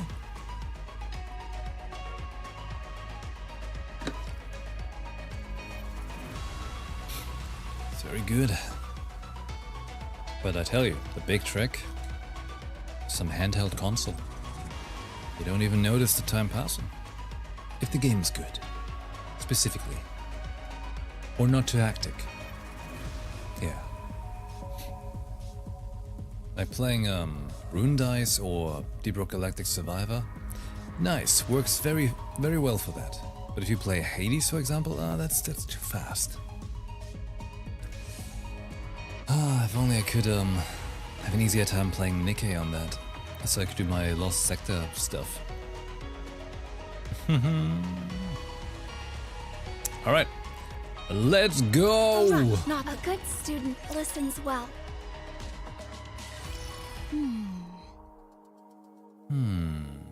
You look like you have a lot on your mind. Ah, well, indeed. Feeling pushed around by Mirror? It can't be helped. You lost so many of your clones since that day. All of you lost a great deal of strength. Meanwhile, the Queen got a clean slate, and Mirror's been glued to her side, watching everything unfold. There's bound to be a gap in our intel, don't you think? Mirror wants to see where things are at for you all. Whether you truly have the power to stand against the Queen. Stand against her? No, we're going to kill her. She wants to make sure it's not all talk. If you have what it takes to be the ones who kill the Queen, Mirror will offer even more help than she does now. But if you're not... Wait, so did we take the red shoes with us? And the brain? Didn't quite catch on earlier. Or did we just... We did take it with us? Okay, cool. No doubt she shall cleave to the Queen's side without a moment's hesitation. That much I know. Right. So don't disappoint her. She's devious, but incredibly capable. Having her as an ally is always an advantage. But do we know what's going on with Mirror though? Like, is it red shoes, like... Because we know the thing that became like Anachiro Mirror thing, right? Is that just like that, like some sort of evil nanomachine consciousness that's in what was Red Shoes now? Or...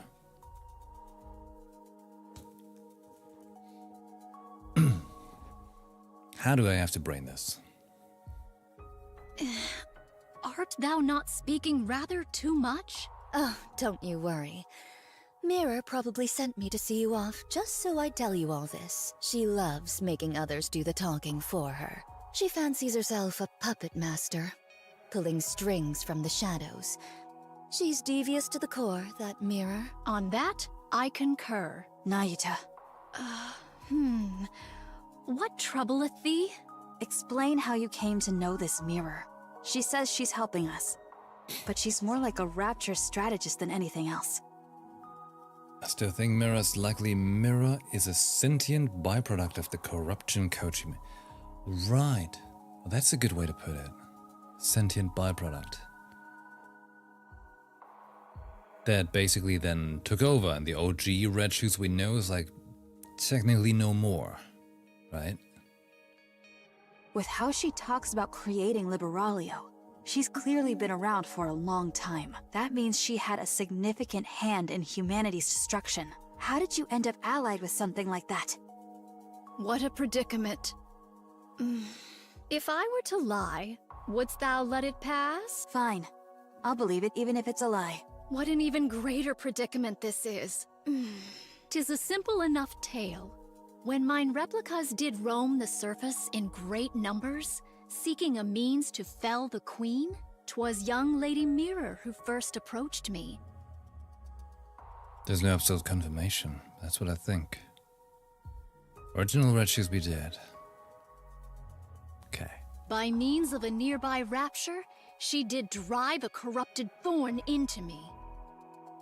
What? Fortunately, I am possessed of some small skill in the handling of nymph.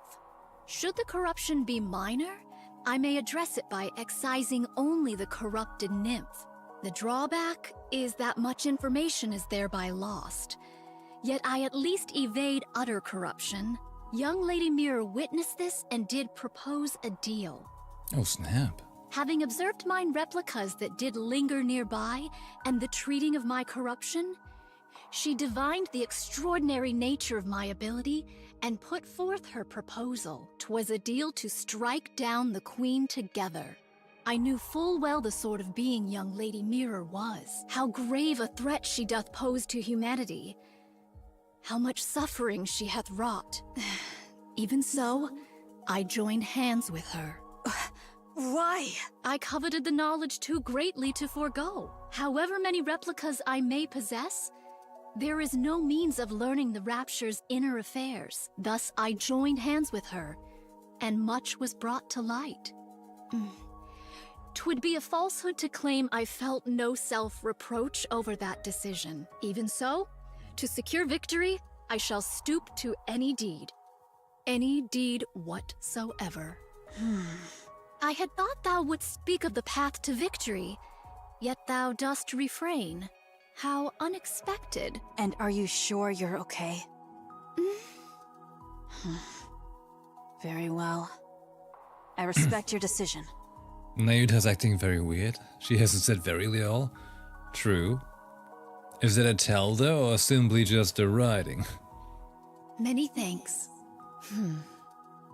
We're here. There's an underground tunnel from this point that'll get you out quickly. Stay safe. And if Scarlet happens to wake up, don't mention me. That matter will not be resolved so swiftly. But very well. All of you, get moving. Huh? Ego Vista has caught your damn it. Huh? Huh? The sound of something tearing through the air echoes from the distance and rapidly approaches. What sound be that? This complicates things on so many levels. Let's evade for now. We can't exactly run from something if we don't know what it is. Just run. Something enormous slams down. The ground splits and nearby buildings collapse. Snow White stares at the massive wall blocking her way. A towering wall, smooth and flat. The wall slowly lifts, revealing its end. It tapers gradually to a point. A sword? A sword? A sword, you say? This? Oh snap. The gigantic sword swings again. This time it comes down, aimed directly at Snow White. 7 dwarves unleashes fire. An explosion hits the descending blade, knocking it off course. Snow White quickly takes to higher ground. Beyond the dust cloud, the vague silhouette of a giant approaches slowly. A sword strike? From that distance? Snow White stands ready with 7 dwarves, waiting for the dust to clear. As the dust thins, the giant silhouette appears. A wide-brimmed hat, a single sword, wings on her back. Snow White stares vacantly at the form, an unmistakable imitation of someone. And just like Altruia, this doppelganger before her provokes a great sense of rage in her. This is sacrilege. The desecration of a comrades who risked their lives in battle. Snow White's eyes blaze as she clenches her teeth. Without any further hesitation, she unleashes her attack. I'll kill you! I'll kill every single one of you! Oh snap! Oh snap. Hey no, Kiro, hello! We're in the big hype chapter here. I gotta hit space to observe. Ego Vista.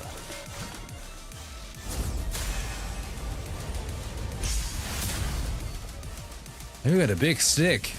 A very big stick. Let me clear my throat. Wait, hold on. Let's do this lore accurate.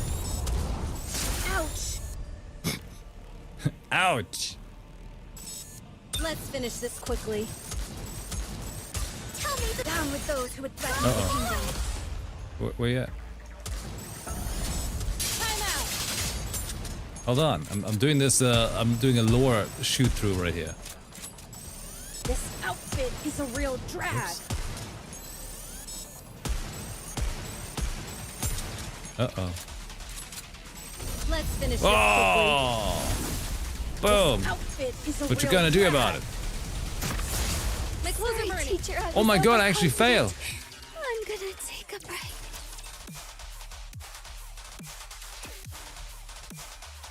I had no idea.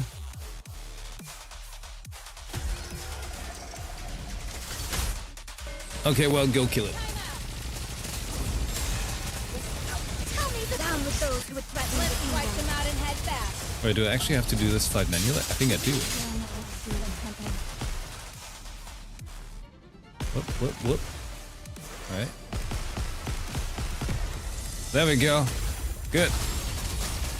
Yay! I think. How do I look? Sexy, perhaps? First person to play story. Your eyes on what a student can do. I can't even finish easy mode. Oh, there we go. Thank God. The story will be rewritten into a tale that's happy and beautiful. Let's not talk about it, huh?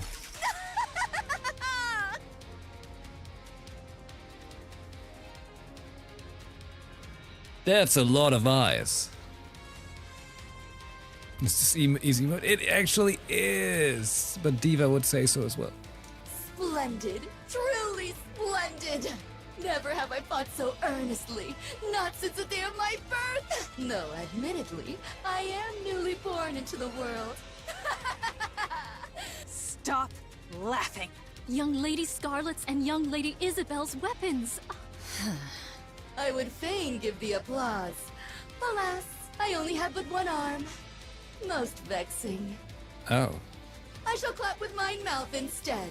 Thou shalt have to make do. You can clap with your... Never mind.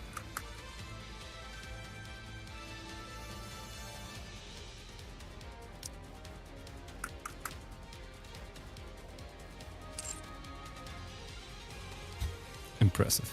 You lunatic. I must confess, transforming doth dull the pleasure of the slice of mine blade. 'Tis less like a cut and more a bludgeoning. Only in this body can I truly feel the joy of cutting something down. A poorly made thing, this body. Snow White fires a barrage of missiles. Oh! Ego Vista's arm detaches. The sword it's holding lashes out like a whip. With precise cuts, it slices through the incoming missiles before they can even explode. The sword then swings towards Snow White's head. Snow White tilts her head slightly, evading the strike. My apologies. 'Twas a reflex. My name was merely to deflect the explosives. Though thou art not blameless either, attacking in the midst of conversation. Doth such conduct not violate the way of the sword? Spare us the falsehoods. 'Tis plain to any soul that strike was aimed with intent. Nay, nay. 'Twas a mere mishap, as I said. Ego Vista vanishes. Then lands between Nayuta and Snow White. Ambushes are not my specialty. The sword swings wildly. Nayuta and Snow White both block and evade, but are grazed and sliced. Blast! Precisely refined close-quarter combat. Neither Snow White nor Nayuta have experience against a sword-wielding opponent. They couldn't have. Against Raptures, gunfights are the standard. Some Raptures do engage in close combat, but their attacks are nothing more than straightforward physical aggression. But Ego Vista plays mind games. She targets blind spots and vital points. Nayuta knows self-defense, but not at a level to face a master like this. Against the Master of the Blade, neither can mount a single counterattack. Sword meets sword. A Rose blocks Igavista's strike. Well, well. If it isn't Mirror's puppet, what exactly dost thou think thou art doing? Who knows? Perhaps facing a sword wielder after so long stirred my spirit. A hollow husk with no blood to boil. What rubbish dost thou speak? Rich words coming from something that imitates humans. The blades clash. From a distance, Mira watches. This is no good. Ugh. They really are completely helpless. Even with half their forces remaining, they're struggling this much against a single newborn heretic. Altruria's retreat was likely due to that strange wall. These new raptures will just keep getting better. The Queen will secure the dark matter, and those half-baked things aren't going to pose an obstacle to her. Eden is still devastated, and the Ark shows no sign of mobilizing. On top of that, Marion's gene is now in the Queen's hands. I've decided. It's a shame to abandon everything I've invested, but the Queen is on a whole other level. Perhaps her descent was the problem from the start. There's no other choice. This is the right call. What a waste. Both Marion and the Ark. Such a shame. After all that effort I've put in, the Queen obtaining a new body was the deciding factor. Otherwise, she could have been stopped. Right. Time is infinite. Is it? I'll just have to look for the next opportunity. With a quiet crackle of static, Mira vanishes. Rose and Igavista's blade clash in a flurry of exchanges. They're evenly matched, but one side begins to falter. The difference in physical specs is overwhelming, but the difference in swordsmanship is overwhelming enough to cancel it out. Rose drives Igavista back. Impossible! How? You were going on about the way of the sword. You should know how meaningless ideals are when they're bereft of power. Silence, thou empty husk! Igavista swings her blade in desperation. Her movements are wide and sweeping, the kind that happens when emotion overtakes the body. Rose ducks and raises her blade. All she needs to do is lightly deflect and charge forward to pierce the core. As expected, nothing beats Scar's swordsmanship. Igavista's blade drives deep into Rose's upper body. Rose collapses. A pity. The sword was too worn, too frail to endure mine strikes. That it should end thus, I find it nothing short of regrettable. Snow White levels her gun at the stunned Igavista. She glances toward Nayuta to call for backup, but sees her staring into the distance, her face frozen in horror. We are undone, just as I feared. We ought not have joined hands with an outsider. Snow White follows Nayuta's gaze. Dozens of glowing red orbs of light hurl toward Nayuta. Mantra! A thunderous roar echoes in the distance, sending vibrations rippling through the air. The sound slowly draws closer. Nayuta, what's happening? Mount Mantra and make haste. Retreat, I say. Nayuta! When my replicas perish, their nymph returns unto me. The scores of replicas whose whereabouts were lost here have failed. They met their end whilst afflicted with corruption. Then those lights. Corruption of nymph. That light yonder, mine own nymph, now corrupted. Oh. It comes for me. There is no evading it. Oh. Then you go at once. No more words. Mantra crashes through the wall. Snow White hesitates. She locks eyes with Nayuta. Fret not, I beseech thee. There is no shortage of what may replace me. Understood. Snow White mounts Mantra. The beast gallops off. Snow White's gaze turns to the fallen Rose. Egovista stares at the ground as if dejected. While Mantra gallops on, Snow White bends down and lifts the battered Rose. With Snow White and Rose aboard, Mantra leaves the area in an instant. Nayuta watches the ominous red lights converging on her. Mirror, things shall not unfold according to thy will. Nayuta presses her palms together, light bursts from her body. Though mine original self be forfeit here, there is no want of replicas to succeed me. Egovista's blade smashes into Nayuta's face, sending her tumbling across the ground. Nayuta's vision swims as she is struck by the flat of the sword. Ugh. Self-destruction? How terribly boring. Mirror! I've had my eye on you for quite some time. There's no better material for a puppet than you. I've always coveted you for that. Ah, I should mention, about your clones. I've already taken care of them. In case things came to this, injecting corruption directly into your body would be pointless. You would only cure yourself. But even you cannot withstand this much corruption being planted in your nymph. Traitorous scum! Don't look at me like that. I believed in you and cooperated with you in good faith, but I'm simply too disappointed. Please know that my feelings were genuine before. Vile wretch! I swear I shall! Sorry, but you should know I'll do whatever it takes to win too. The red lights enter Nayuta's body. She struggles, but goes still after a moment. A short time passes. The red-eyed monk rises to her feet. How do you feel? This is exactly why corrupted puppets are so boring. Oh well, I'll just have to make do with your performance. Now then, could you call all your clones here? There's something I've been wanting to try for some time. The red-eyed monk sits cross-legged and closes eyes. Light rises upward. Watching that light, Mirror smiles. Oh no, but we've got a Rose. Okay, well that was technically chapter 46, technically. But the aftermath.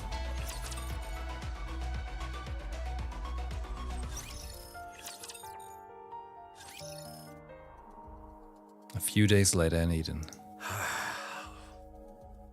Johan's mind is unsettled. Since the battle with the Queen, there has not been a single day his heart has been at peace. That painful defeat weighs heavily on him. What happened afterward only made things more complicated. The corruption of Nayuta's true body. This is devastating. It'll be fine. Knowing her, she'll come out of this like it's nothing. Then, right on cue, she'll waltz in looking smug as ever. But you said she was corrupted. Even that won't be a problem. I believe in Nayuta.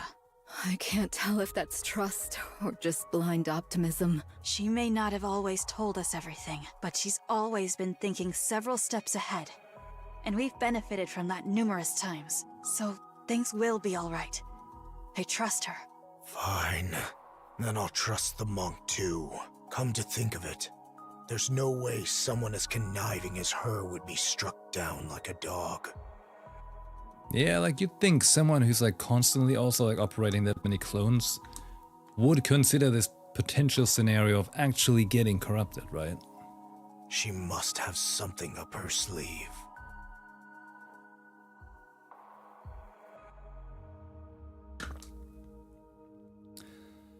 The Rapture strategist called Mirror. The newborn Raptures the Queen is said to be creating. New heretics like Altruia and Egovista. There may even be more. There probably are. Liberalia, who arrived in Eden with only her head remaining. Rose, severely damaged, now unresponsive, with only her brainwave still active. Well, what a tongue twist! I can't read this word. England! An unidentified weapon, dubbed Red Shoes. So many new and unfamiliar things keep converging in Eden. Johann is conservative by nature. He's not accustomed to accepting things he doesn't have a full grasp on. His years spent on the surface have only pushed that tendency to an even greater extreme. Johann steps on something. He frowns and slowly lifts his foot. A sticky black liquid stretches between his boot and the floor. Johann's head hurts. He is afraid to open the door before him. But he can no longer ignore the noise coming from outside. After taking a short breath, Johann opens the door. Hey, I told you not to eat every single thing you find. It's like, oh hey, we're here. What's up? Sis gave me. Who? Was it Ziz? Huh? No, it wasn't me. Then who was it? Oh, sorry. I gave it to her. Was I not supposed to? She refuses to eat her meals because she keeps snacking all the time. Oh, it's like a dog. Come on. Kids should be able to eat what they want. You can't go through life just doing whatever you want. Sometimes you have to do things you don't want to do. Wow, you're being all philosophical all of a sudden. This is certainly heavy. See? It's too heavy for you to lift, isn't it? I said it was heavy. I didn't say I couldn't lift it. Wow. A pseudo-human like you could lift my pincers? It's no big deal. It's your turn. You want me to lift your weapon? I could do that with one hand. What the? How do you carry all of this around? With my strength, of course. The sub-arm distributes the weight. There's no way you could lift it with strength alone. You little liar. Even if the weight is distributed, I'm still lifting it with my own strength. A valid point. The total weight doesn't change simply because it's distributed. Allow me, the ever-astute Bahamut, to enlighten you. It's called the Law of the Totality of Mass. Is it? There's no such law. I was mistaken. Was it the Law of Weight Conservation? That's not a thing either. Huh. And what would you know about that to act so smug? Don't underestimate the brilliance of my intelligence. Pardon me, but what are you reading? A blank notebook. It used to be a book, but it became blank. I, in my infinite wisdom, absorbed all the knowledge in it, rendering it blank. I've never heard of such a thing in my life. Wow. Check out her forehead, Cecil. It's so smooth. Hey! Don't touch my forehead. Goodness, you could practically use it as a mirror. Shiny. It's blinding. Ow! I mean, the sun is so blinding. The moment he opens the door, the troubling thoughts that had been swirling in Johann's mind vanish. His brain mobilizes every resource at its disposal in order to find a way to bring order to this chaotic situation.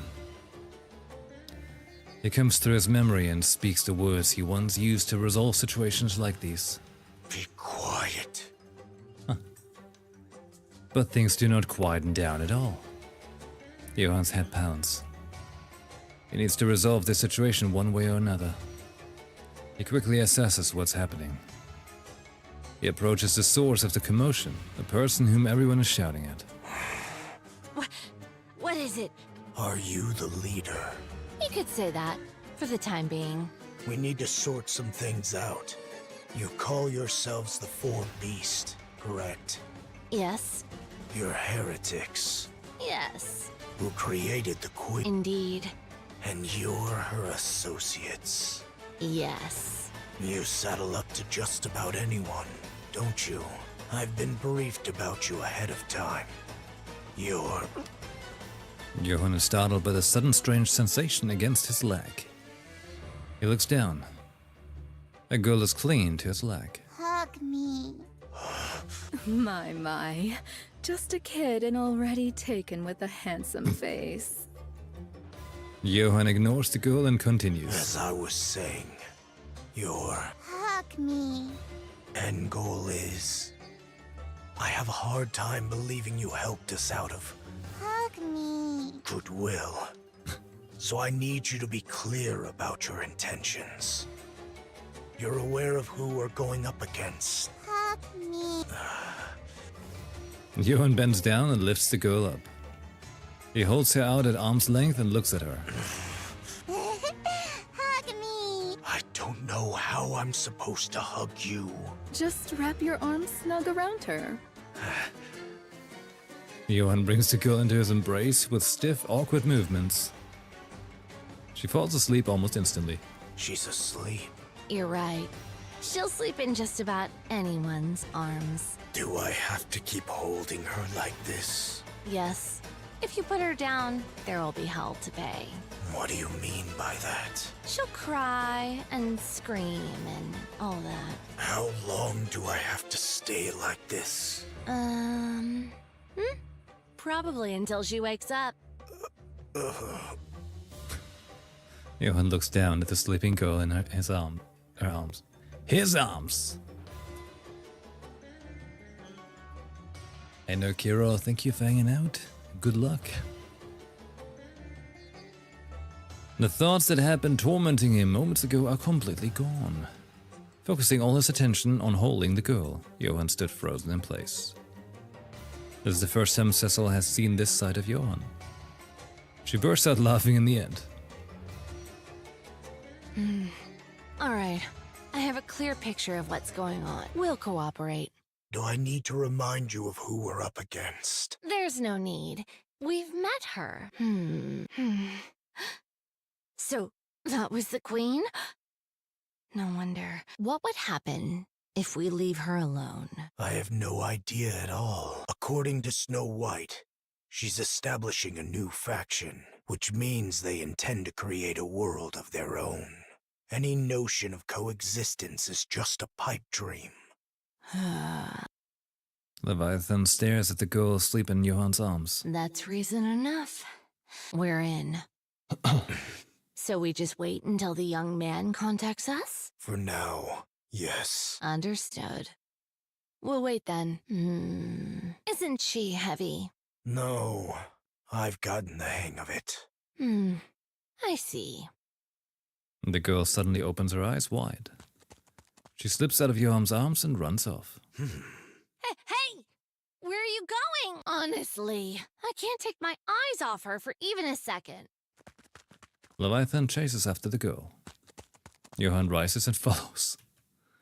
Without the slightest hesitation, the girl runs through Eden. Something about her path she's taken strikes Johan as strange. The place she is heading to is clearly... The girl quietly stares at Marion, lying there as if asleep. She waves her hand in front of her face, but Marion does not wake. She reaches out and places her hands on Marion's chest. No heartbeat can be felt. The girl takes a step back and places her hand on her own chest. She feels 2 heartbeats. The girl continues to stare at Marion.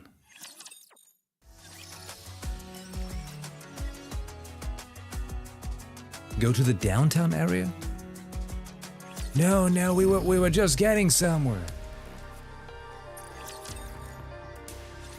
Fire! Ugh. Stupid Dopen. Mass-produced Nikkei's open fire on Dorothy. Dorothy effortlessly evades the fusillade,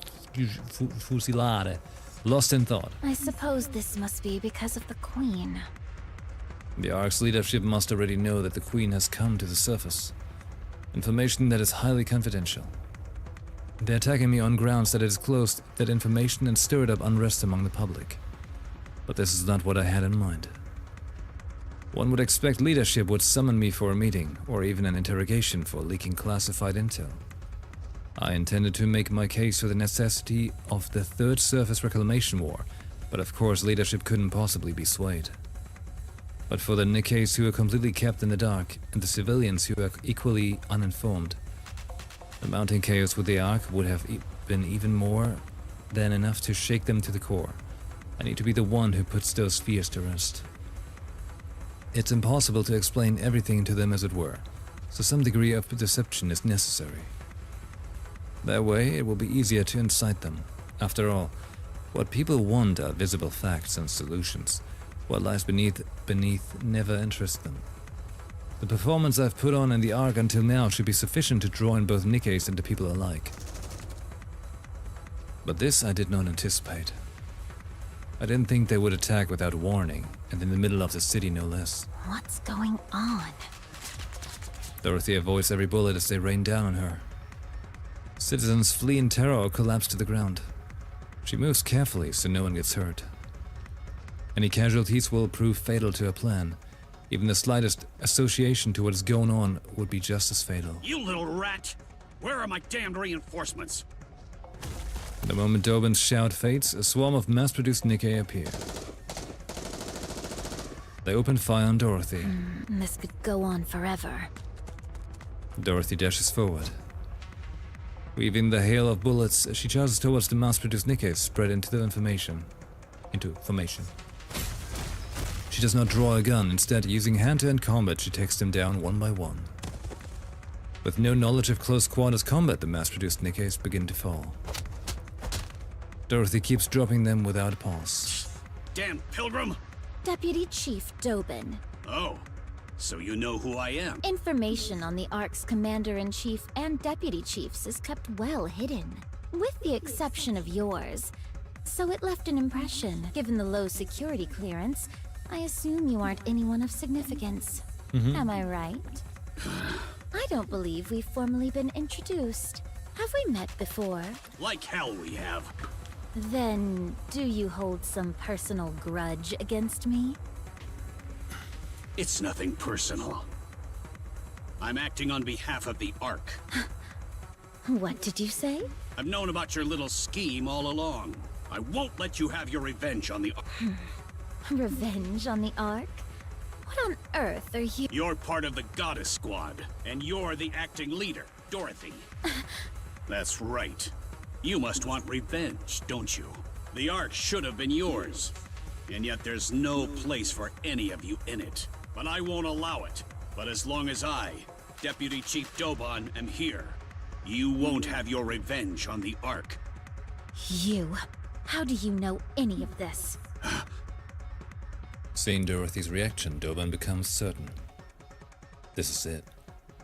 This is real. With this, he can make a name for himself. Doban was born in the Outer Rim. Oh no, we don't care about Doban! He was raised by a father who dealt with the stress of a difficult life by beating him mercilessly. To this day, he is unsure if that man was truly his father. Perhaps that was simply what he wanted to believe. One day, while living hand-to-mouth as a collector, a central government soldier showed up in Ephialtes. Everyone groveled before the soldier and obtained food and money in return. Doban polished the soldier's shoes out of curiosity, and the soldier gave him money. It was a large sum that would take 3 months of work to earn, but he turned down the money. Instead, he smiled and claimed he was only doing this because he enjoyed it. The soldier took an interest in this young boy from the Outer Rim, one who expected no compensation. The soldier stayed in Ephialtes for a month, putting Doban to work as his errand boy. Doban served the soldier wholeheartedly, and on the last day, the soldier said to him, "Come to the Ark and serve me there." And so Doban received an identification chip from the soldier and headed for the Ark. 1 month was all it took. The identification chip that everyone in the Outer Rim could only dream of had come to him, simply because he served an unnamed soldier for a month. It didn't take long for him to realize that everything he so desperately desired in the Outer Rim is easily obtained in the Ark. Doban lived as a citizen of the Ark before becoming a soldier. One day an opportunity arose for him to tour the Outer Rim, which he accepted without hesitation. He did so because he found himself missing his hometown. The moment he crossed the partition, however, Doban was horrified. Had this place always been this filthy and dark? Someone approached him and polished his shoes. It was the man he used to call father. The man repeatedly bowed and polished Dobin's shoes, but had no idea who Dobin was. Dobin ground the man underfoot, then fled the outer rim. He was ashamed that he comes from such a putrid cesspool. He despised himself for ever considering that place home, and for missing it even briefly. From that day on, Dobin became vitriolic in his disdain for the Outer Rim. He believed that if the Outer Rim disappeared, his shameful and disgusting past would disappear along with it. He proposed a policy targeting the Outer Rim to the central government. The policy called for isolating the Outer Rim and designating it as a dumping ground. The central government approached the proposal and gave Dobin full oversight. From the central government's perspective, the Outer Rim had always been a headache, but abandoned or not, it was still a place where people lived. But the policy Dobin presented treated the Outer Rim as a place bereft of inhabitants. If things went wrong, all blame could be pinned on Dobin. From the central government's perspective, there was no reason to refuse. The Outer Rim began to turn into hell. Dobin soon gained recognition for his role in resolving such a troublesome matter and rose to a high-ranking position. From then on, Dobin directed all troublesome and unsavory matters into the Outer Rim. The place descended further into hell. Meanwhile, the quality of life in the Ark continued to rise. As a result of this repeated cycle, Dobin rose to the position of Deputy Chief. He felt on top of the world. That someone like him from the Outer Rim could rise all the way to Deputy Chief, it felt like a dream. But that was where it ended. Where the Ark stabilized, there was nothing left to dump in the Outer Rim. Whenever problems arose in the Ark, he engineered it to appear as the Outer Rim's handiwork, only to be repeatedly foiled by the Underworld Queen and Exotic. He hears whispers behind his back.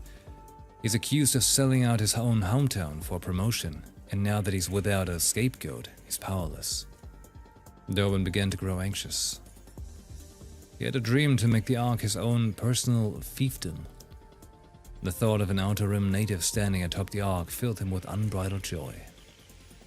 But he had no way of getting there. Save for his capacity for inhuman methods, Dobin had no real talent. His standing naturally began to erode, and nobody acknowledged his worth. He was excluded from important meetings, and he was not even assigned a nickname to his name. He concluded that both his position as Deputy Chief and his place as a soldier and citizen of the Ark were at risk if things continued. He needed to prove himself, but he was incompetent. That was when the pilgrim Dorothy arrived in the Ark. He found it suspicious. The timing was too conspicuous. Dobin became certain Dorothy had ulterior motives and began investigating her. When Dorothy left the Ark on an exploration mission on the Utopia, he went so far as to plant a bug on her to find out her motives. However, he learned nothing of significance. There was no information about Dorothy anywhere in the Ark either.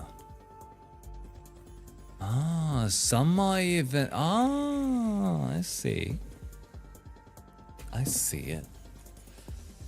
A Nikkei without records shouldn't exist. After exhaustive inquiries, Dobin uncovered the existence of the Forbidden Library.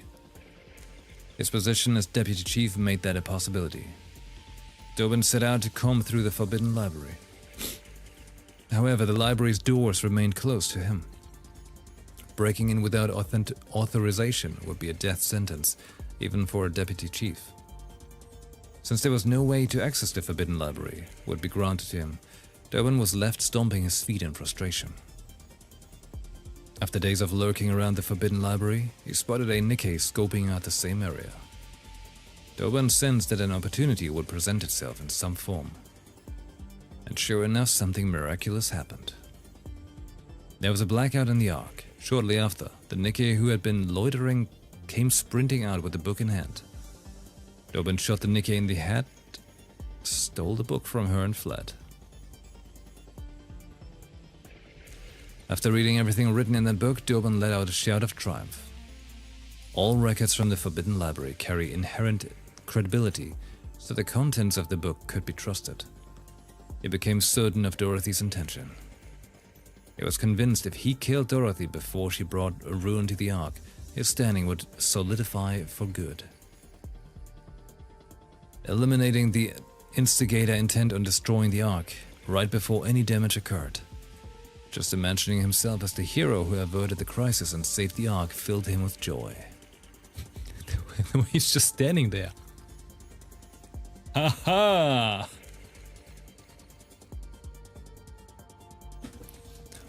He's so dumb! Dobin, guardian of the Ark. While he yet stood, peace would reign in the Ark forever. Answer me. How do you know any of this? Everybody in the Ark knows it. Why would you think I wouldn't know? And I know your motives, too. Goddess Squad. The goddess of victory. Humanity's hope. To think that you, one of those legendary Nikes, could have fallen this far. Pathetic. We will never hand the Ark over. I see. So you knew everything. So what exactly do you plan to do about it? Isn't it obvious? I eliminate the outsider who is trying to throw the Ark into chaos. Just one question. Why did you abandon us? What are you talking about? You're the ones who abandoned the Ark. What did you say? The Goddess Squad demanded far too much. You wanted half of the Ark, and the seat of supreme authority. Free control over military forces and unlimited access to resources. You didn't care what happened to the citizens. All you did was constantly demand things to serve your own interests. You even threatened us with force. Fortunately, the Ark was strong enough to withstand your assault, and when defeated, all of you fled the Ark with your tails tucked between your legs. Despite all that, to honor your contributions, the Ark elevated you to myth, enshrined you in monuments, and passed down your legend through the generations. Instead of gratitude toward the Ark, this is how you repay us? Have you ever seen us in person? No. I was born in the Ark. I see. So that's how they recorded it. Dobin knows the whole truth. He knows the author of the Forbidden Library foresaw what fate awaited the Goddess Squad upon entering the Ark. He knows they took on the role of villain to prevent the goddesses from being forgotten, and he knows why the goddesses ended up the way they did. But he doesn't say anything. What matters now is for him, the Ark's deputy chief, to take down the outsider blinded by revenge and earn his merit. So he must provoke Dorothy into giving him what he wants. All units! This pilgrim has spread misinformation and incited unrest in the Ark. I want her captured alive. We must keep the Ark safe. We cannot allow an outsider to ruin everything we've built. You really do have a way with words. It's a battle of falsehood against falsehood. If the official narrative regarding the Goddess Squad is as Dobin says, then Burningham's passive treatment of her makes sense, but it doesn't matter. The people whom Dorothy must appeal to are not those in power, but the Nikes and the ordinary citizens. Dorothy holds irrefutable proof that the Queen has descended. Whatever Dobin says about Dorothy's true intentions will crumble before the undeniable physical disaster looming ahead. Both lies will come to light one day, but Dorothy is confident in her victory. If the truth is great enough, even the small lies mixed into it have a way of becoming the truth.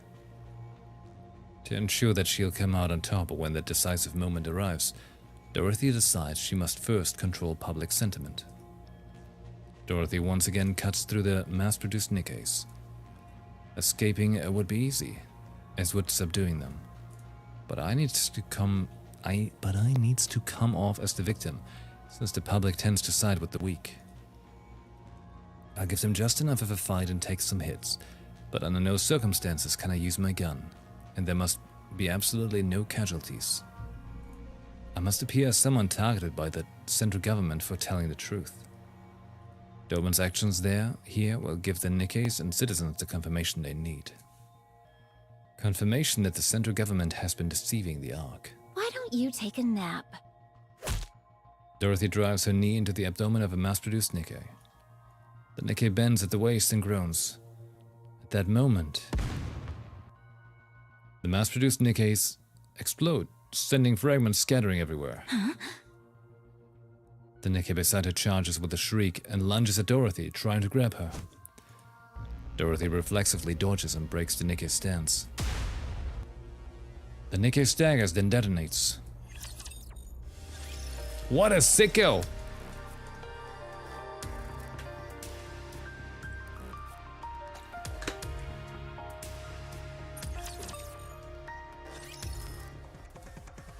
Dorothy brushes a fragment of something from her face and realizes with certainty. What a dirty trick. What the hell? This pilgrim killed those Nikkeis. All units, switch from suppression rounds to live ammunition. This pilgrim has no intention of cooperating. All the mass-produced Nikkeis simultaneously replace the magazines and fire at Dorothy. But the bullets are the same as they were before. Everything was just for show. While dodging the bullets, Dorothy glares at Doban. You conniving pilgrim! You're bent on throwing the Ark into chaos, aren't you? But as long as I, Deputy Chief Doban, still stand, you won't succeed. His stentorian shouts are clearly meant to be heard by everyone.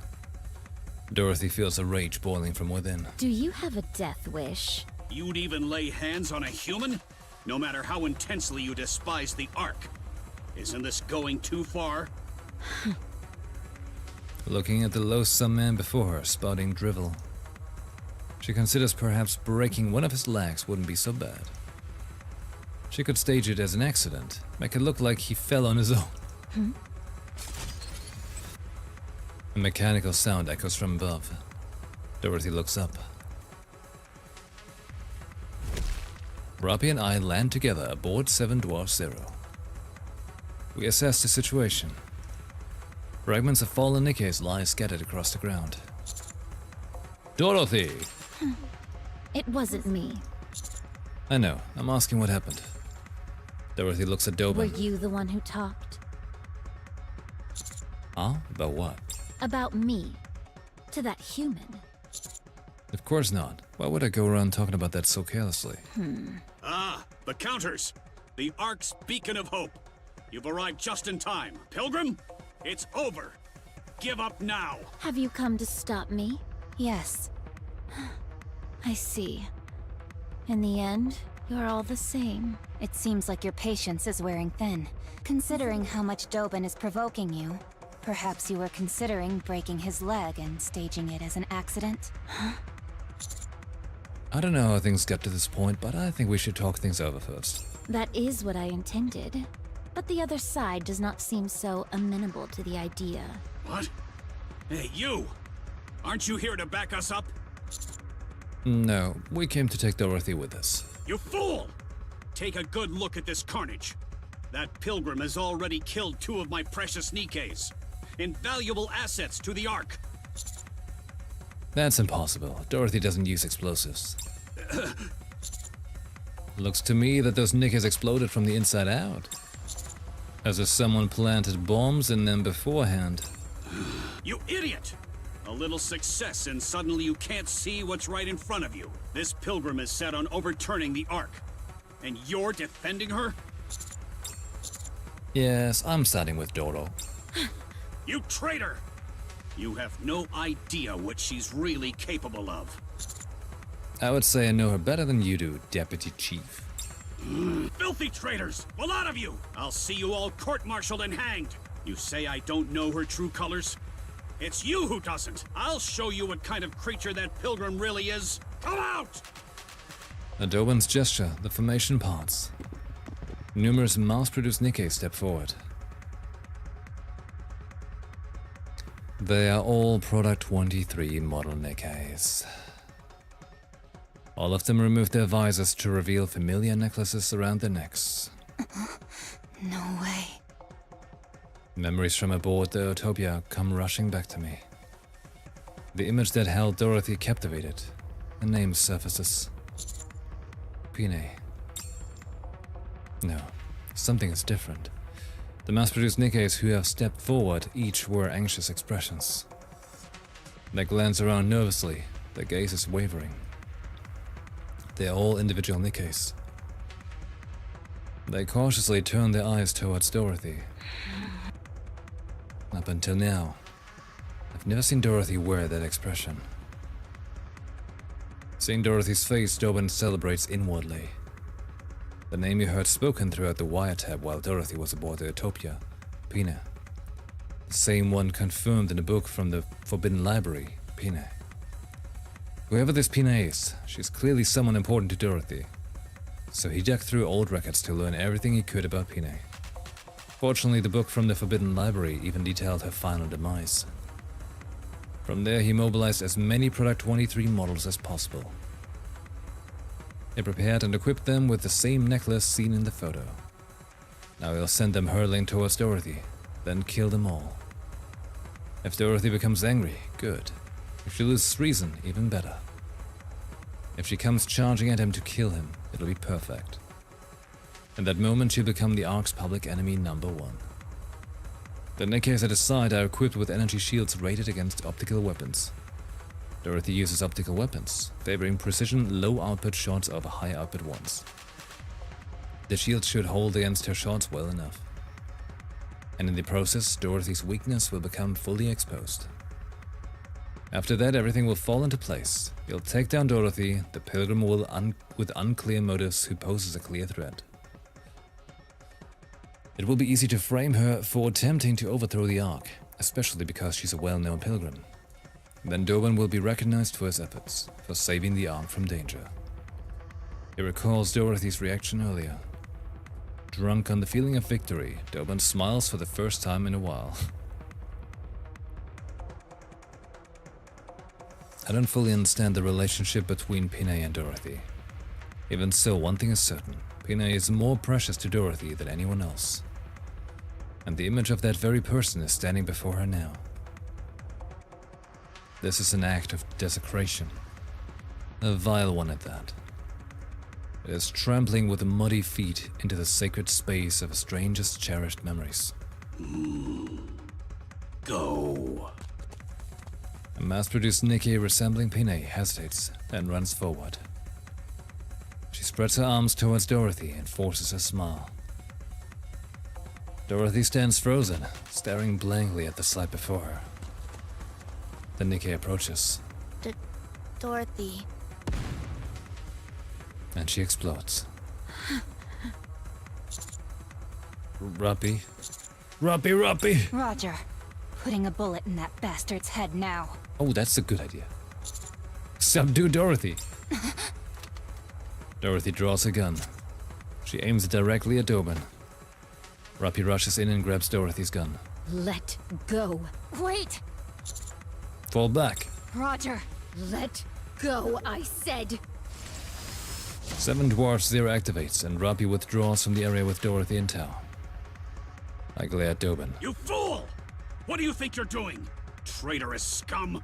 How dare you protect the Ark's enemy? You don't expect your death to be clean. Oh my god. Oh, that's good. I like that. What? I run in the direction Ruppy and Dorothy flew toward. Unease Neon, change of location. What? But we're almost there! Then where do we go? Head toward the hospital. I'll send you the exact location later. Okay, see you later, Master! I cut the transmission and break into a full sprint.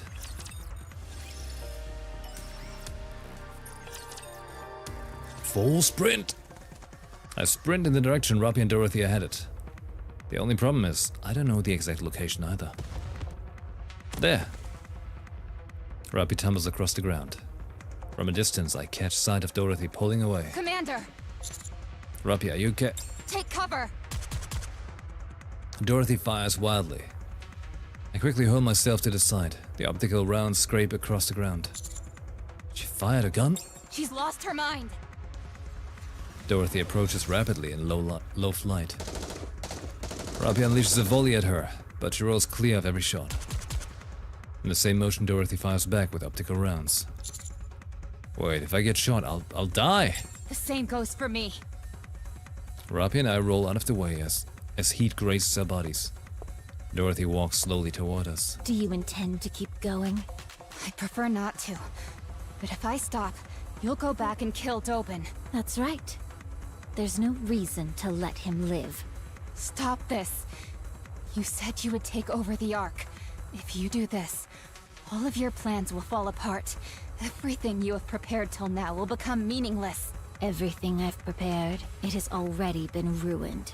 Nothing is left. Dorothy, why are you doing this? I have nothing left now. The place we thought was paradise refused to let us in. And the new paradise we built cast us out. That's right. I have given up all hope. Because there's nothing else I can do. After inciting the humans and Nikkes of the Ark to leave with me, I wanted to create another paradise. That trivial thing, that was the only form of revenge I had left. That was the only thing left I could take from the Ark. I've tried to endure all this time because it was all I had left. But what I can't endure is that. Dorothy, come with us. Let's defeat the Queen together. You're asking me to join forces with the Ark? You heard what happened from Snow White herself. What was done to me. To us. I'll never forgive the Ark for that. I'm convinced him. I'll make sure you're compensated for everything you suffered. You know that would never happen. Dorothy levels a gun at me. You idiot! Anise is here! Neo Neon has arrived! Neon! Anise and Neon jump down from a building and land loudly behind Dorothy. Dorothy hurriedly turns up and pulls the trigger. Anisa's hand blocks the optical round aimed at Neon's head. Whoa! Oh. Did you just... I just... Dorothy steps back. Were you trying to kill her? No, I wasn't. I'm sorry. Dorothy! Hey, are you okay? Are you okay? Numerous footsteps send tremors through the ground. Countless Nikkes are advancing toward us. At the forefront are Product 23 models. Well done, Counters. Hold her right there. Stop. Don't take another step and don't even think about giving us any orders. You son of a... Counters. We protect Dorothy. Roger. Got it. Fire power! Fire power! We face off against Dobin's forces with Dorothy standing behind us. Go! The mass-produced Nikkes leading the formation exchange nervous glances. Go, damn you! I said go! Go and fight! The leading Product 23 models charge forward. With frightened expressions, they rush toward us. Fury fills Dorothy's eyes. Robbie quickly grabs both of Dorothy's hands. Anise and Neon follow suit, grabbing Dorothy's shoulders. Why is she so strong? Don't worry, there's 3 of us. Let me go. I'm going to dispose of that trash. I know he's a piece of garbage, but you have to hold back. Hold back? You want me to hold back? Imagine if those Nikkes looked like Red Hood. Could you really hold back? That piece of filth! How dare he use Pina! My most precious wings! He's desecrating her memory! He doesn't know the first thing about what happened! But he dares trample on my memories to provoke me? My most precious memories! You already know he's trying to get a rise out of you, so don't fall for it. I don't care! I'll play right along! Very well. I'll take the bait! Were you being serious? Yes, I'm serious! Robbie releases Dorothy's hands. She looks straight at Dorothy and says... Okay. Then let's kill him together. What? If that's what you want, then let's kill him together, Dorothy. Oh, that would be nice. I'm your friend, so I'm in this with you. That's right, friends kill people together, right? What are you saying? Well, you wouldn't let a friend kill someone alone, right? The ground shakes from the thunderous footsteps. Don't kill people. In an instant, countless Nikkeis surround us. Deputy Chief Birmingham arrives with reinforcements and tell. Everyone, stop. Dorothy, drop your weapon.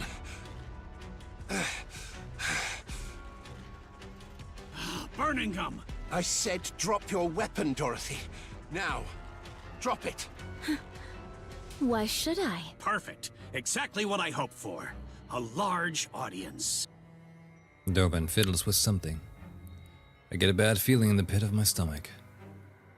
As if responding to that foreboding, the Nikkeis resembling Pinay react all at once. They tremble as if in agonizing pain. Moments later, all the mass-produced Nikkeis have red eyes. Dorothy. Dorothy. Dorothy. Dorothy. Dorothy. Dorothy. They begin calling her names in metallic, distorted voices. Are they corrupted? Go on then, Pilgrim. Shoot. Isn't shooting corrupted Nikkeis your specialty? Dorothy shakes everyone off and raises her gun. No, Dorothy! Yes! Shoot! Shoot and reveal your true nature. Several mass-produced Nikkeis shield Dobin. Dobin laughs. It worked. She took the bait. Dorothy's gun trembles. She glares at Dobin, her face filled with rage. Then...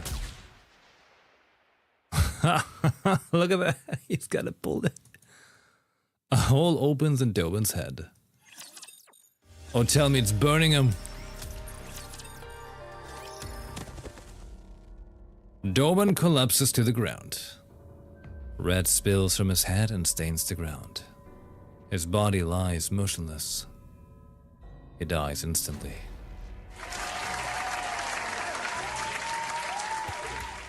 Beautiful. Damn it. Chaos erupts. Nikkeis and citizens alike scream. One of the Ark's highest authorities, a deputy chief, is dead. Dorothy, what have you done?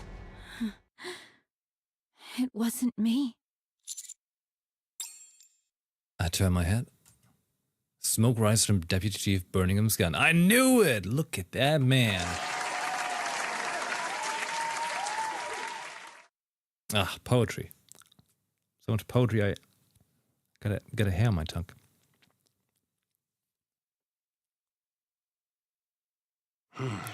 Keep talking while I try to fix that.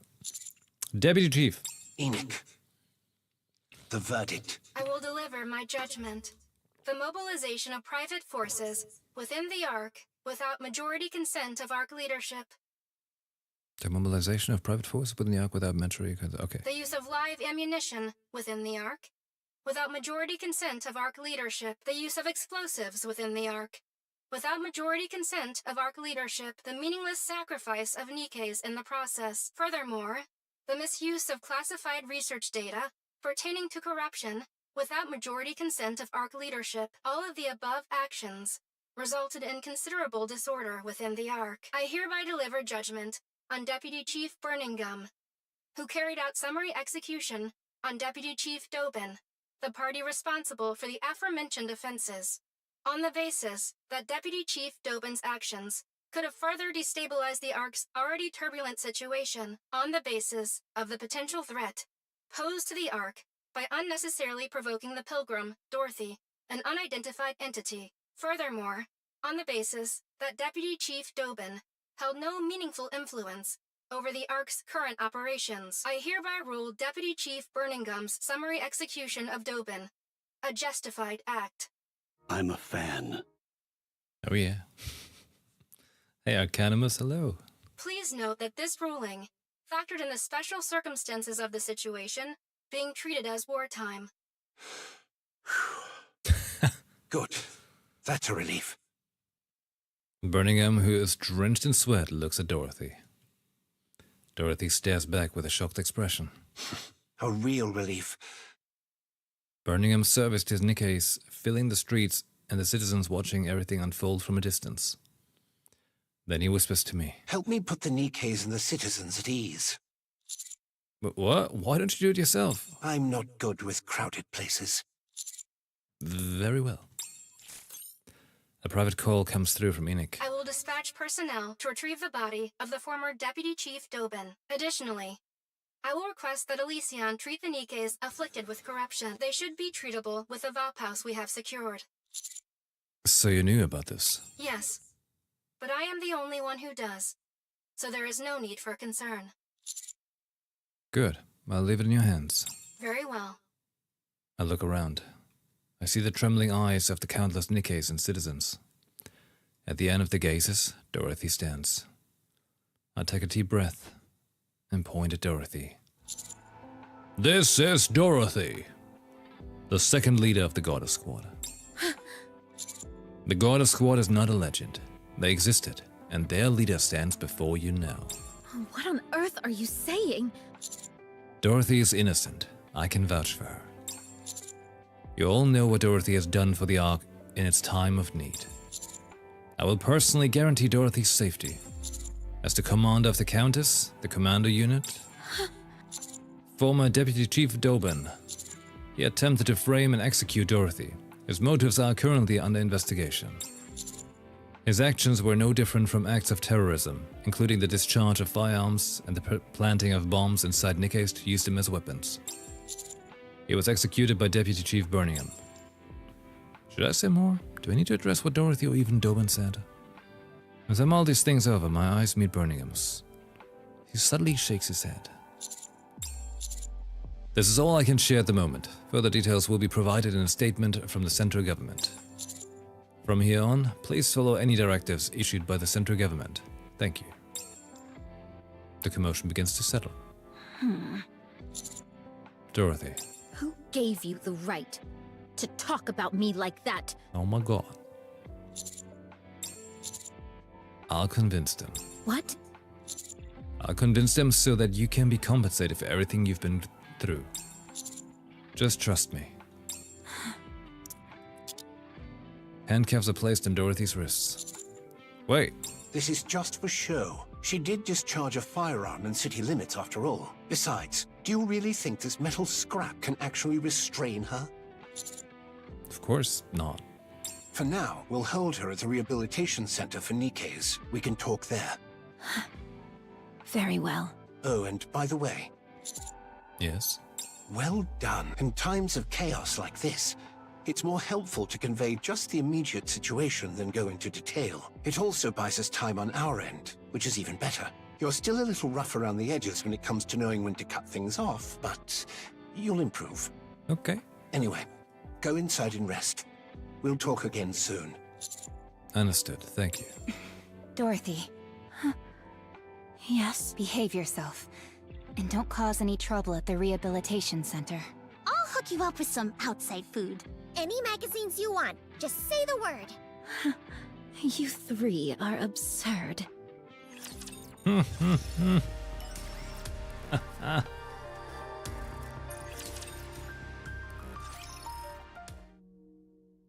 Dorothy and Birmingham stare at each other.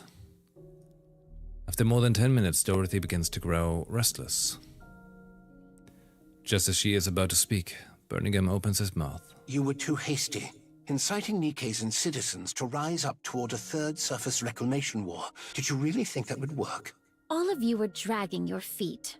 It was frustrating. So the Queen really has descended? Yes, she has. Then the destruction of Eden must be true as well. And you really are Dorothy of the Goddess Squad? Yes. Right. I've known that all along. What? Oh.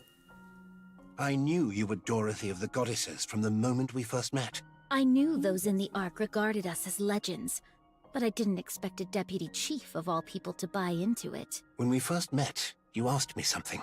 You mentioned someone's name and asked if I knew it. Oswald. I'm a fan. He's my grandfather, although not by blood. Dorothy springs to her feet. You! Please sit. Causing a scene won't help anything. I'll explain. That would be wise. Dorothy sits back down. I doubted you. I wasn't convinced that you were truly Dorothy from the Goddess Squad.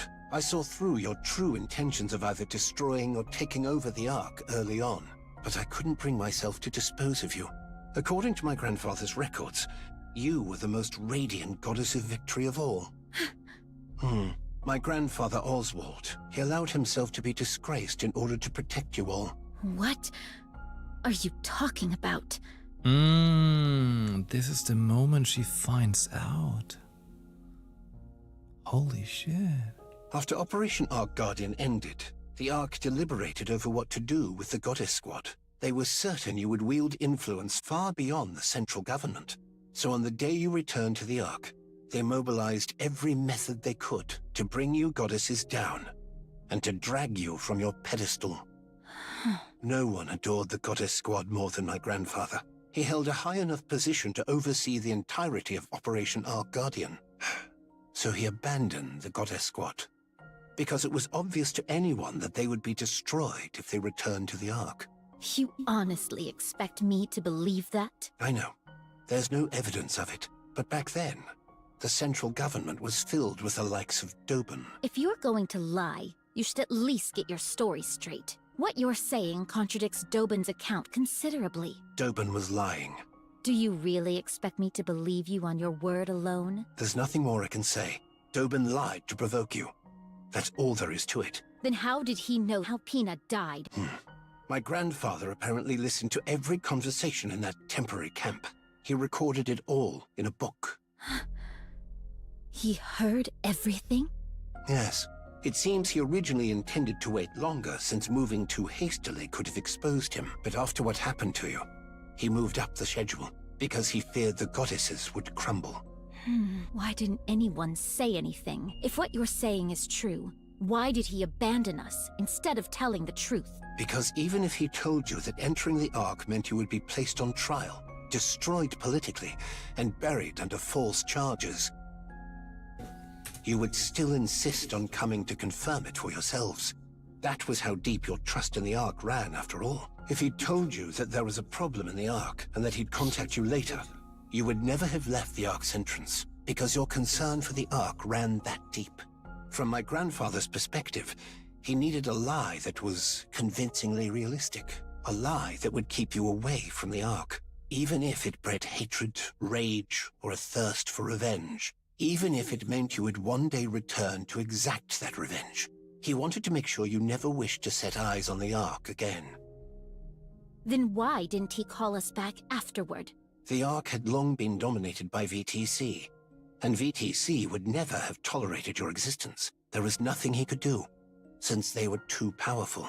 So my grandfather filed a false report saying the Goddess Squad had deserted. Later, after VTC was destroyed, the situation improved. Wonder how that happened. But too much time had passed at that point. There was no way to find any of you. Then that means you knew what we went through. You knew my true identity when I came to the Ark. So that means you knew of my objectives too. Then why did you stay silent? Did you want to humiliate me? As I said before, I doubted you.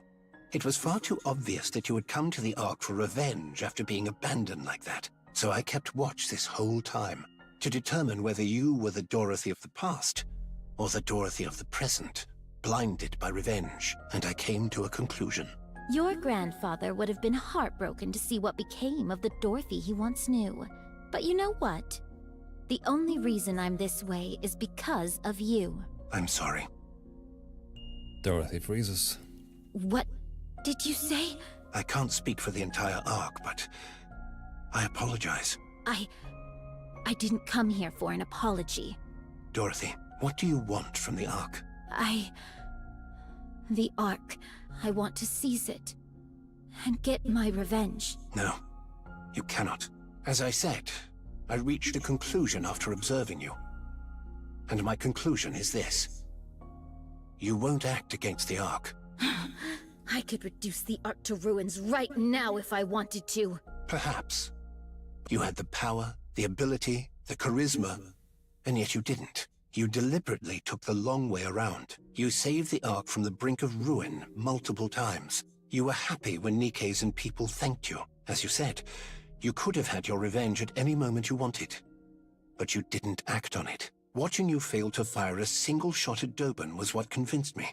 You can't do it, because you are a goddess. The goddess of victory. Oh, title drop! That's why you cannot do harm to the Ark. That's the game. It's pitiful in a way. You dreamed of revenge for such a long time, yet you soften immediately at the slightest recognition and respect. It's regrettable, and yet you cannot help but love Niké's humans and humanity itself. It's truly sad that you're destined only to be used by others, despite having the wherewithal to take revenge, yet unable to go through with it. How foolish of you. Why, you... Who are you to talk to me like that? And that's precisely why. You're still the goddess of victory. Oh, snap. I can't leave you like this. Tell me clearly, are you an enemy or an ally? If you are our enemy, we will strike you down. But if you are still our goddess of victory, the Ark will help you, without fail. We will help you become the goddess of victory once again. Humanity's hope. A true goddess. Oh, snap. Please, stop. Don't say any more. Because Dorothy feels like she might start to hope again.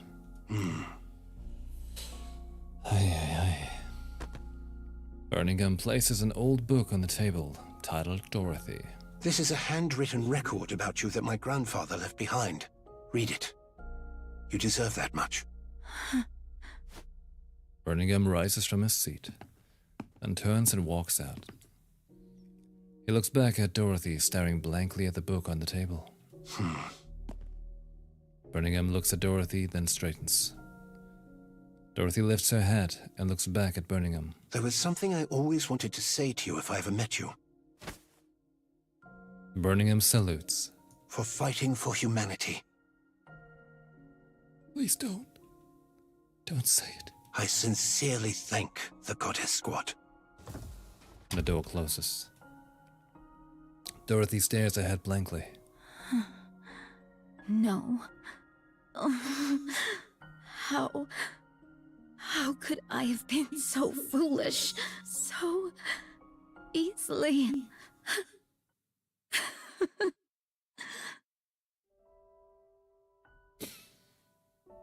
That evening, Dorothy reads the book Birmingham gave her. The final page is filled with nothing but words of guilt toward the goddesses, which Dorothy stares at blankly through the entire night. When morning comes, she hears that a high-ranking official from the central government has requested a visit. She doesn't want to go because it's certain to be an uncomfortable meeting. Even so, she gets to her feet.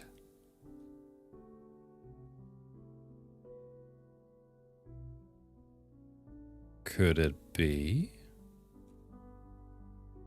Dorothy sits in a chair in the visitation room. A visitor has yet to arrive. But Dorothy is relieved as she still wrestles with her feelings. A short while later, she hears the door opening behind her.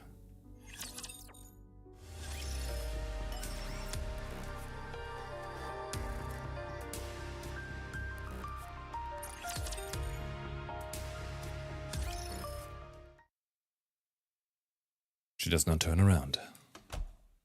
She hears the door close and the footsteps draw nearer. Dorothy lowers her head and closes her eyes, a silent signal that she doesn't want to be spoken to. Then a familiar scent reaches her.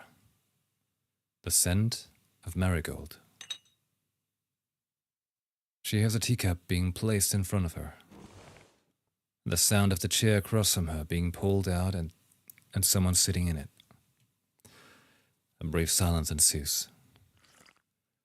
And the sound of tea being sipped from across the table is heard. Dorothy opens her eyes. She looks at the golden liquid swirling in the teacup.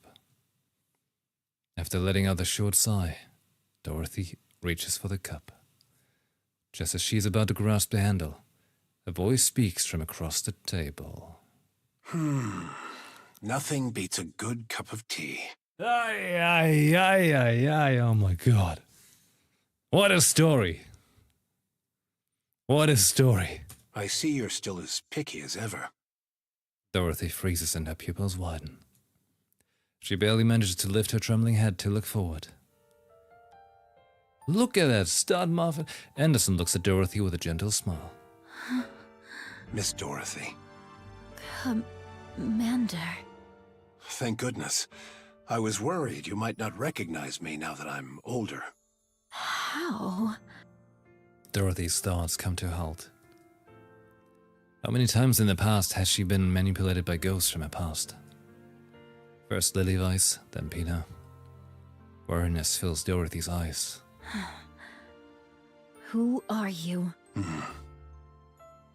Anderson silently looks at Dorothy. Dorothy silently looks back at Anderson. After staring at one another for a long time, Dorothy becomes certain. He's not an illusion, nor a monster wearing another skin. He should have worn his glasses, like the shades, you know, the aviators. Yeah. He's the same person she once knew, bearing the marks of time on his face. The same person who shared her most radiant days. Tears fall down Dorothy's eyes. You're alive. Ta-da! I'm still alive and kicking. I'm sorry I couldn't come see you sooner. But you've got to admit, reuniting in a prison visitation room is quite dramatic. The things you get to see when you live long enough. To think that such a noble lady would end up in a cell. The others would get a real kick out of this. You haven't changed at all. There's a bit more intensity in your eyes, but you're exactly the same. Maybe I should have become a Nikke too. I'm the only one aging here. It's ridiculous. Do you have some kind of skincare routine? Care to share it with me? Please, be quiet. Can't you see? I'm crying right now. Stop crying or you'll get me started too. The older I get, the easier the tears come. It's becoming quite the problem. I've been taking all sorts of things for my health, but nothing's quite what it used to be. Please, just keep it down. Honestly, I told you not to cry. Only the sound of Dorothy's sobs echo through the visitation room. Dorothy brings the tea to her lips. Not bad at all. The leaves are good, and it's well brewed. Look at you, pretending to be elegant when you were just bawling your eyes out 2 seconds ago. How long are you going to keep bringing that up? Let me see. Until I get to tell Lilith?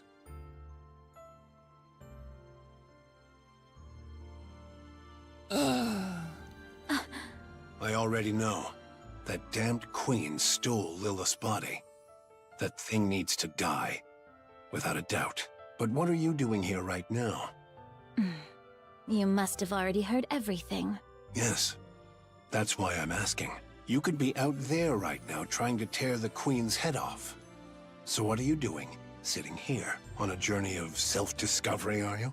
I could say the same thing about you, Commander. You were alive this whole time. What were you doing? And despite me already being in the Ark, why did you wait until now to— Calm down. I'll explain everything. It's been a while since I talked about the old days. My heart's racing. Quit kidding around. First of all, during Operation Ark Guardian, I was on the brink of death when Lilith forcibly sent me into the Ark.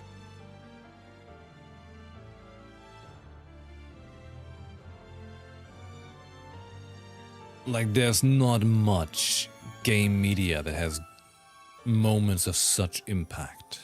Just saying. I've always felt terrible about leaving without saying goodbye. I'm sorry. I arrived at the Ark and I received treatment, somehow managing to cling on to life. By the time I woke up, decades had passed. Those VTC bastards had forcibly induced me into a coma for all those years. Good grief. I'm sure that technology was never designed to be used as such. So, VTC did that to keep you in check? Yes. You heard that from Burning Gum? No, I read it in the book. Ah, that book. It's quite well written.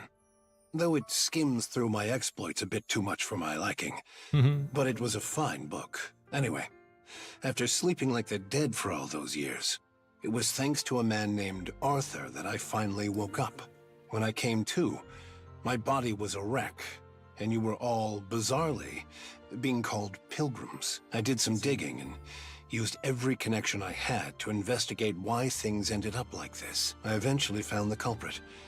It was VTC, a painfully obvious conclusion. After getting myself back in shape, I heard there was an event where key figures would gather, so I went and paid them a little visit.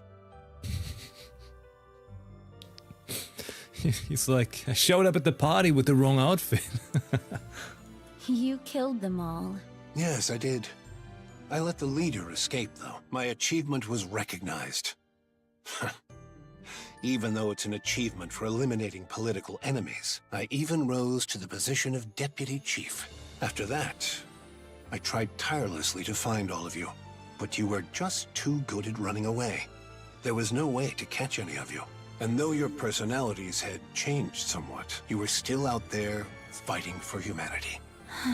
I desperately wanted to go up there myself, but my body couldn't last a day without specialized treatment. And considering the mortality rates up on the surface, sending someone else up was too risky a proposition. So, I left things as they were. I simply issued a directive not to attack any pilgrims since they are friendly to humanity, and to request their help instead. Still, you could have tried at least once. How could I possibly face any of you? I fled to the Ark at the end of Operation Ark Guardian, and left you stranded for decades. The fact that I was sent here against my will doesn't change that fact. So I decided to simply watch over you and help from a distance, because the me that I am now is someone with authority without the ability to act. Even so... I wanted to see you, but... well, I couldn't. Anderson lightly taps aside with his fist. A metallic thud echoes. I can no longer be the commander who charges into battle alongside you. It's embarrassing.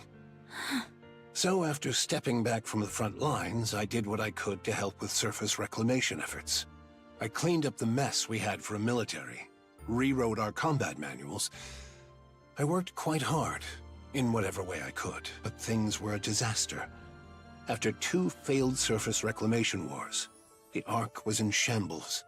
So I've been managing the fallout ever since, right up to now. Well then, I suppose that covers my sob story. You're wondering why I never came to see you after you got to the Ark, aren't you? After all, you made such a flashy entrance, appearing like an angel from above. There's no way I wouldn't have known. Yes.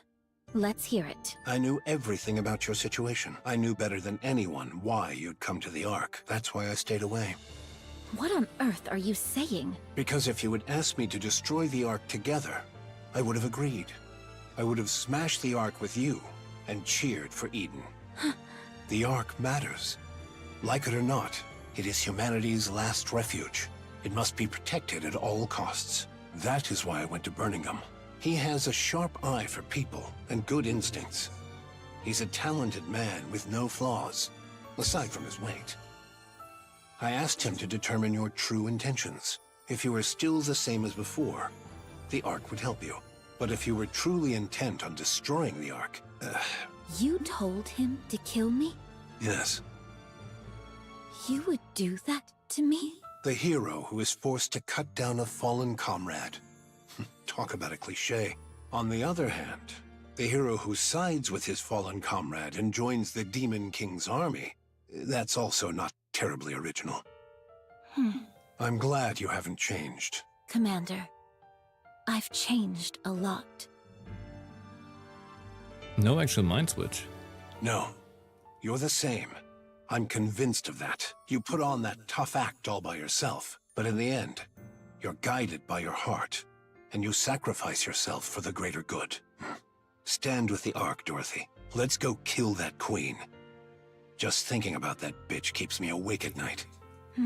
Yes.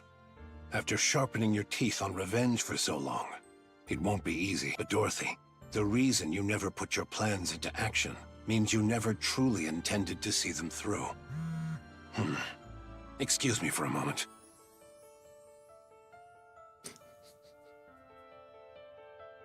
Anderson takes out his phone. Yes, it's me. Yes. I'll return shortly.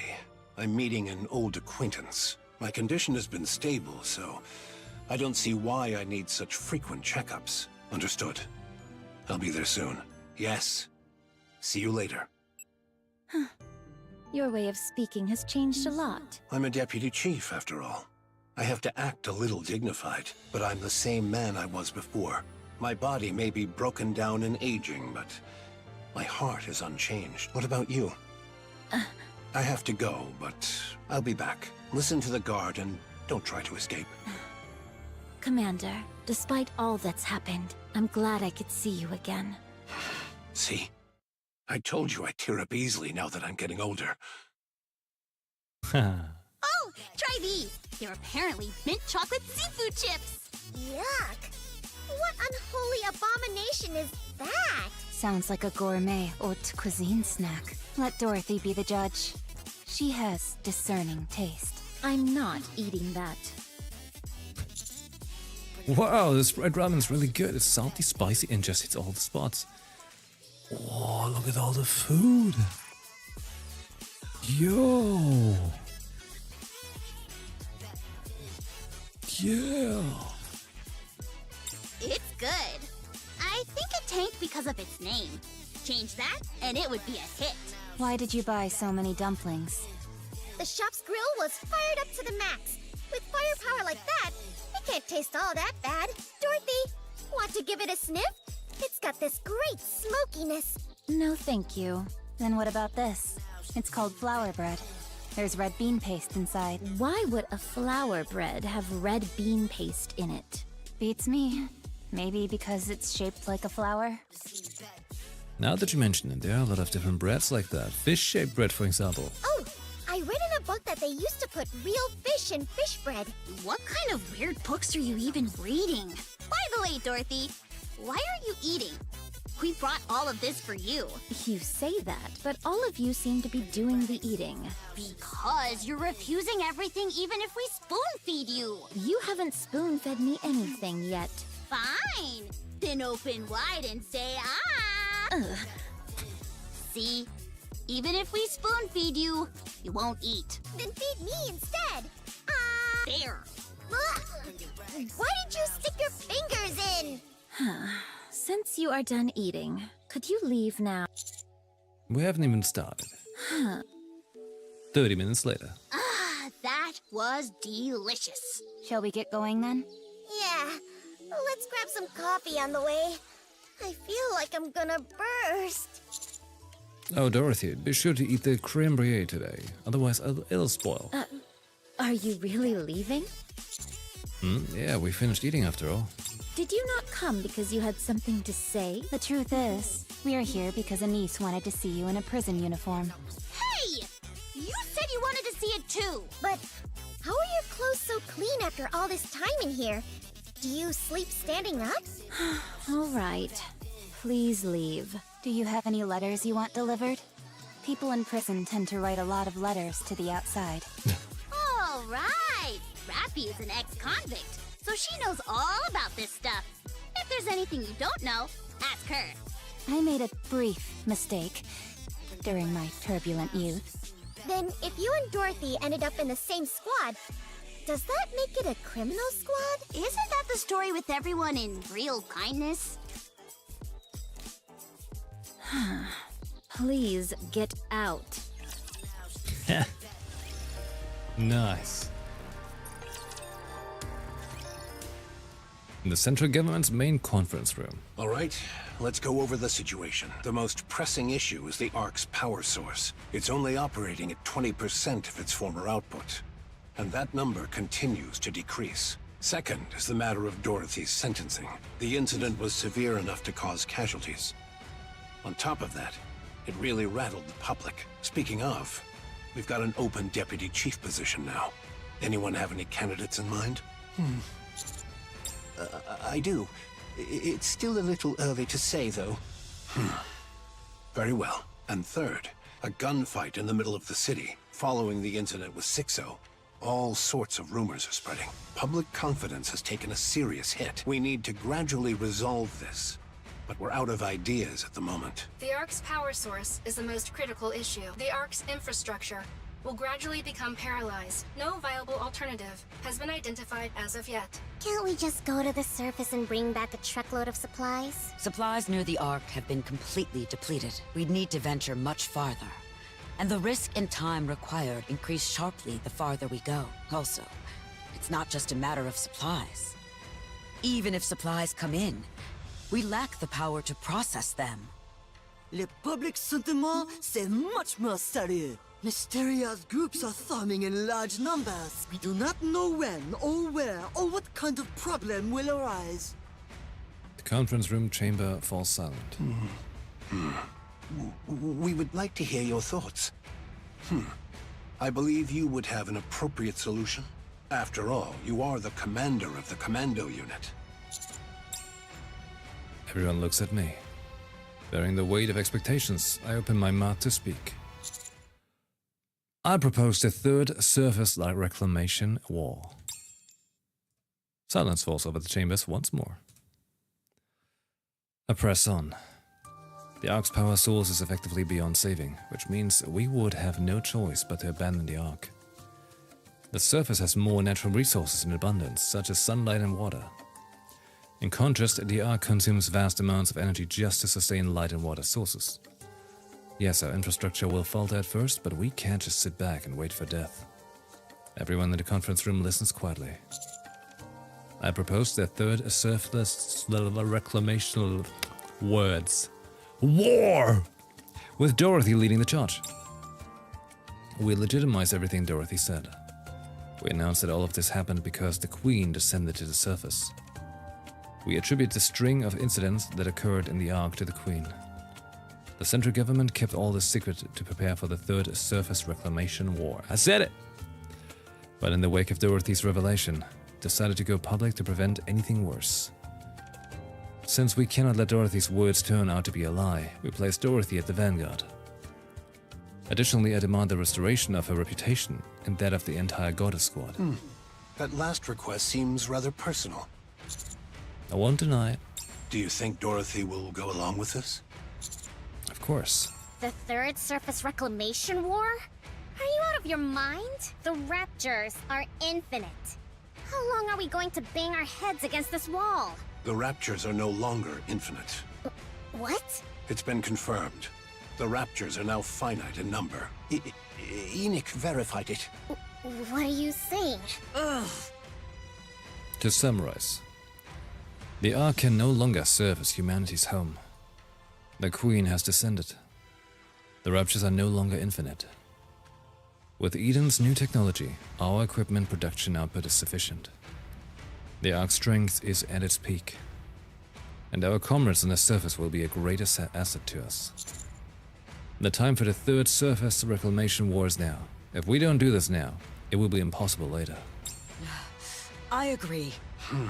We haven't even put this to a vote yet. I'm fully in agreement. We're talking about surface reclamation.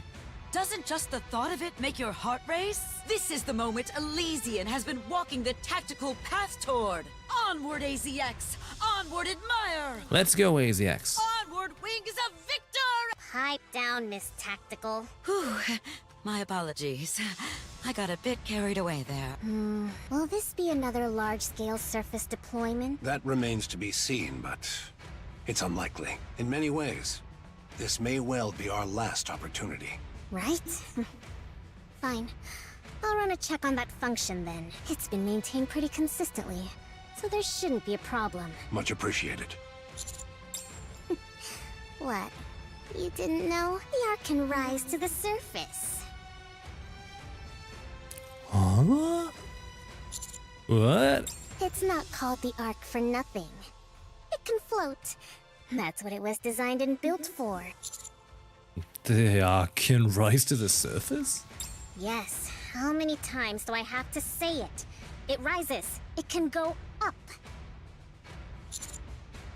I can't believe it. Enoch, if you would. Yes. I will review the feasibility, timing, and probability of success for the Third Surface Reclamation War. How long will it take? The report will be ready within 1 month. Good. I'll leave it to you. All right. We need the 2 other deputy chiefs to agree on this. A matter of this magnitude requires a unanimous decision. There's no need to worry. The commander-in-chief is still in the same state. The remaining 2 have delegated full authority to me. I see they still have no interest in the Ark. I'd like each of you to begin your research and preparations with the Third Surface Reclamation War's execution in mind. Un moment. What is it, Mustang? You're announcing the Third Surface Reclamation War maintenant? Oh no, certainly not!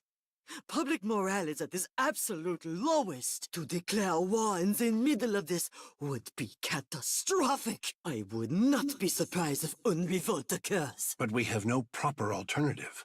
Our only choice is to push forward. C'est moi! I have the ideal solution! We hold un grand concert to celebrate the Third Surface Reclamation War! Strip away the solemnity and march toward a better tomorrow for all of humanity! Et voila! That's how we present le festival! Moi excels at this! The crème de la crème, in fact! Mais it will cost beaucoup de money! This won't end with just one concert, no! We open concert after concert! Encore, encore! We will captivate the souls of every Ark citizen! Absolument! Entertainment! So what makes people forget their pain and anxiety? Very well. You'll have the central government's backing. I'll leave that part in your hands. C'est bon! Therefore, Commandant, Yes. TT Star must be the premier act at the Third Surface Reclamation War Festival! They must be our numéro un! Absolument! Oh. Oh, I see. So that's how we come to the TT Star event. Oh. Why she liveth? Are you with us? Ma'am. Call me Instructor. Oh, Instructor. I hear you looted the Forbidden Library during the blackout, and that you smuggled out a book about Dorothy. Apparently you were attacked while making your escape? Is that correct? Yes, that's about right. What are you being so brazen about? It's only thanks to Arcana that we found you so quickly. Had we been any later, we might not have been able to save you. But you did save me, didn't you? What became of Arcana? Since Forbidden Library materials were leaked under her care, she will be punished accordingly. I'm the one who stole it. She's the victim here. Why would you punish the victim? What kind of abuse of power is this? I haven't finished speaking. Theoretically speaking, Arcana should be punished. But this only occurred due to the unforeseen Ark blackout. Given the special circumstances, we've decided not to pursue the matter. All things considered, things did not turn out too badly. Has the person who shot me been identified? What happened to them? Kind of same but different. They were identified and killed. Goodness. It just goes to show that crime doesn't pay. Irie, the Forbidden Library's very existence is classified. You will be held accountable for leaking its contents without authorization. I've got a question. You're not listening to a word I say. Fine. What is it? What were Dorothy's true intentions? To take revenge on the Ark. But she never actually acted on it. What drove her to seek revenge? Because the Ark used Dorothy and the Goddess Squad before discarding them. I see. You seem pleased? Yes. I'm with an inspection unit. Exposing the dirty secrets of others is the reason for my existence. And now... oh my, to think I've now exposed even the Ark's darkest secret! I love it! I knew there was a reason I didn't quit this job. Go on, tell me how brilliant I am. Yes, you are brilliant. Woohoo! Which is why you will be undergoing a memory wipe. Pardon? Don't worry. Only the information pertaining to the Forbidden Library will be erased. But knowing you You'll find your way back there someday. Oh, that's no problem then. Any chance you could put it off for a while, though? I'd like to savor this feeling a little longer. Fine. As you wish. By the way, where is Avastar? Why isn't she with you? Oh, Avastar is currently the manager of those pop stars. Where did Elysian go so wrong? Go to the command center.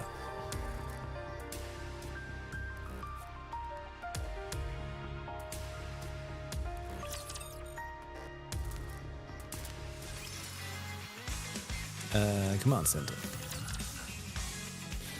So, TT Star's comeback concert has been upgraded once again? Yes. And it's the first step in preparation for the Third Surface Reclamation War. Isn't it a bit much? Tell me about it. My thoughts exactly. We're not the only ones performing, right? Given the scale of things? There may be some supporting acts, but it's essentially a TT Star solo concert. Did you obtain the Nikkei production technology? Yes, Missilus provided it. Huh? Why Missilus and not Elysian? Are you not afraid of our tactical ways? Missilus is the best when it comes to Nikkei production technology, after all. I suppose that's true. If we've secured the technology, we should head to Eden quickly. It can't be helped. We're short on time, so let's get going. Your participation in the concert is mandatory, Anise. Huh? Yes. I explained to everyone. Thanks to her heroics on Punk Street, shooting down the Black Spire, and also a performance in the recent battle with Sixo, Anise's recognition has greatly increased. All of these achievements occurred inside the Ark and were witnessed by numerous people. As a result, Anise has become one of the most famous Nikkeis in the Ark, having established herself as a symbol of hope who saved the Ark in its darkest hour. The fate of the entire Ark is at stake with the Third Surface Reclamation War. As a symbol of hope, Anise must stand behind it. Since she has past experience as a pop star, it is a perfect opportunity. That is the position of the central government in Tetra. A symbol. Me? Yes. I'd wager you're a source of hope for a lot of people in the Ark. The Third Surface Reclamation War must not fail, and since you've now become a symbol of hope, you need to inspire that hope in others. You need to show them who you are, Anise. Show them how radiant you are. Robbie and Neon placed their hands on Anise's shoulders. Be humble, Anise. Don't get all high and mighty just because you got a little famous. I haven't even done anything. Wait, then are you going to Eden without me? No, we'll catch your concert first, then go after. You sure that's okay time-wise? This doesn't only concern you, it's also important for the Countess. We'll finally get to see the fruits of our labor. I think it'll be a good source of motivation for what's to come. Going to Eden after the concert is the right call. Some of the Nikkei production technology has already been sent ahead. The important parts must be delivered in person, but they can at least start setting things up. So get yourself ready. Let's put on a show. All right, I'll put on one hell of a show. You'll make sure our tickets are sorted, right? Be sure to give us good seats. Of course. You'll have the best seats in the house, with the best view of my performance. Nice.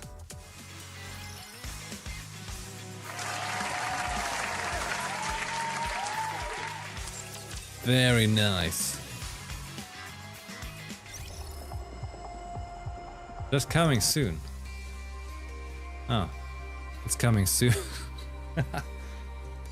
Oh my! And cheers, Behemoth. Man, you're late. August for next main story, that would be good. But then I have moved. That's nice. Ay, ay, ay. Ay, yeah. Ay, yeah. All right. Ooh, that was a long chapter though. But I think it was potentially one of the very best, actually, if not the best. possibly. Definitely top 5, I'd say, with what came out of it, pretty much, you know? Pretty much.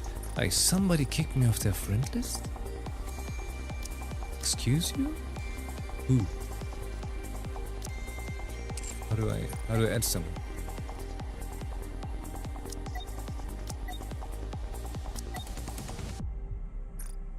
Who was it? Who did this? Unforgivable. Let's see him. 2 days, huh? Leon, 17 days. Uh-oh. Wait.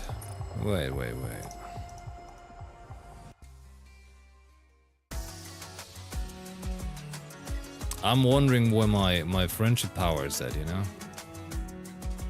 There we go. 2 days is the max. There we go.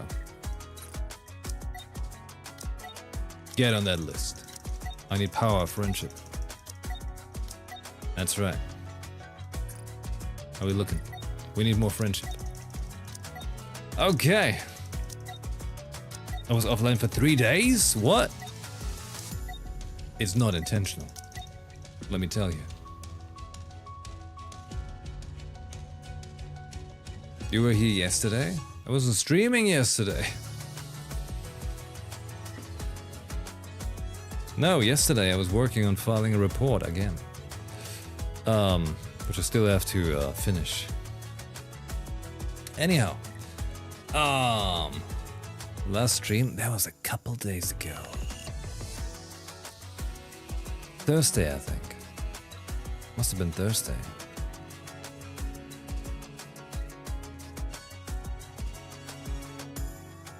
Okay.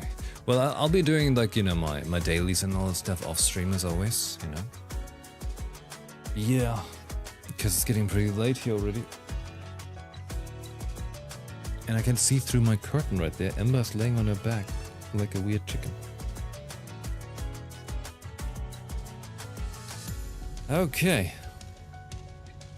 Send requests to the first 3 or 4, then refresh, since the ones further down, the new accounts that are less likely to log in daily. You're right. You're right. That makes sense. So you want to take people with like, oh, okay, I see it, I see it.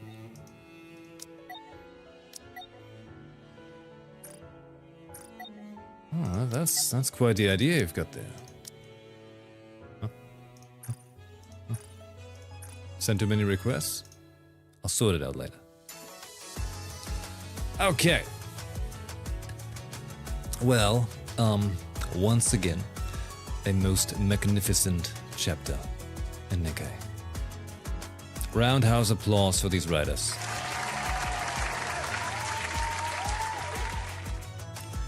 They're doing God's work, or should I say, the goddess's work. Something like that. Okay. We'll be back for Nikkei, very, very soon. Very soon. Well, let me do a little information, you know, splurge here.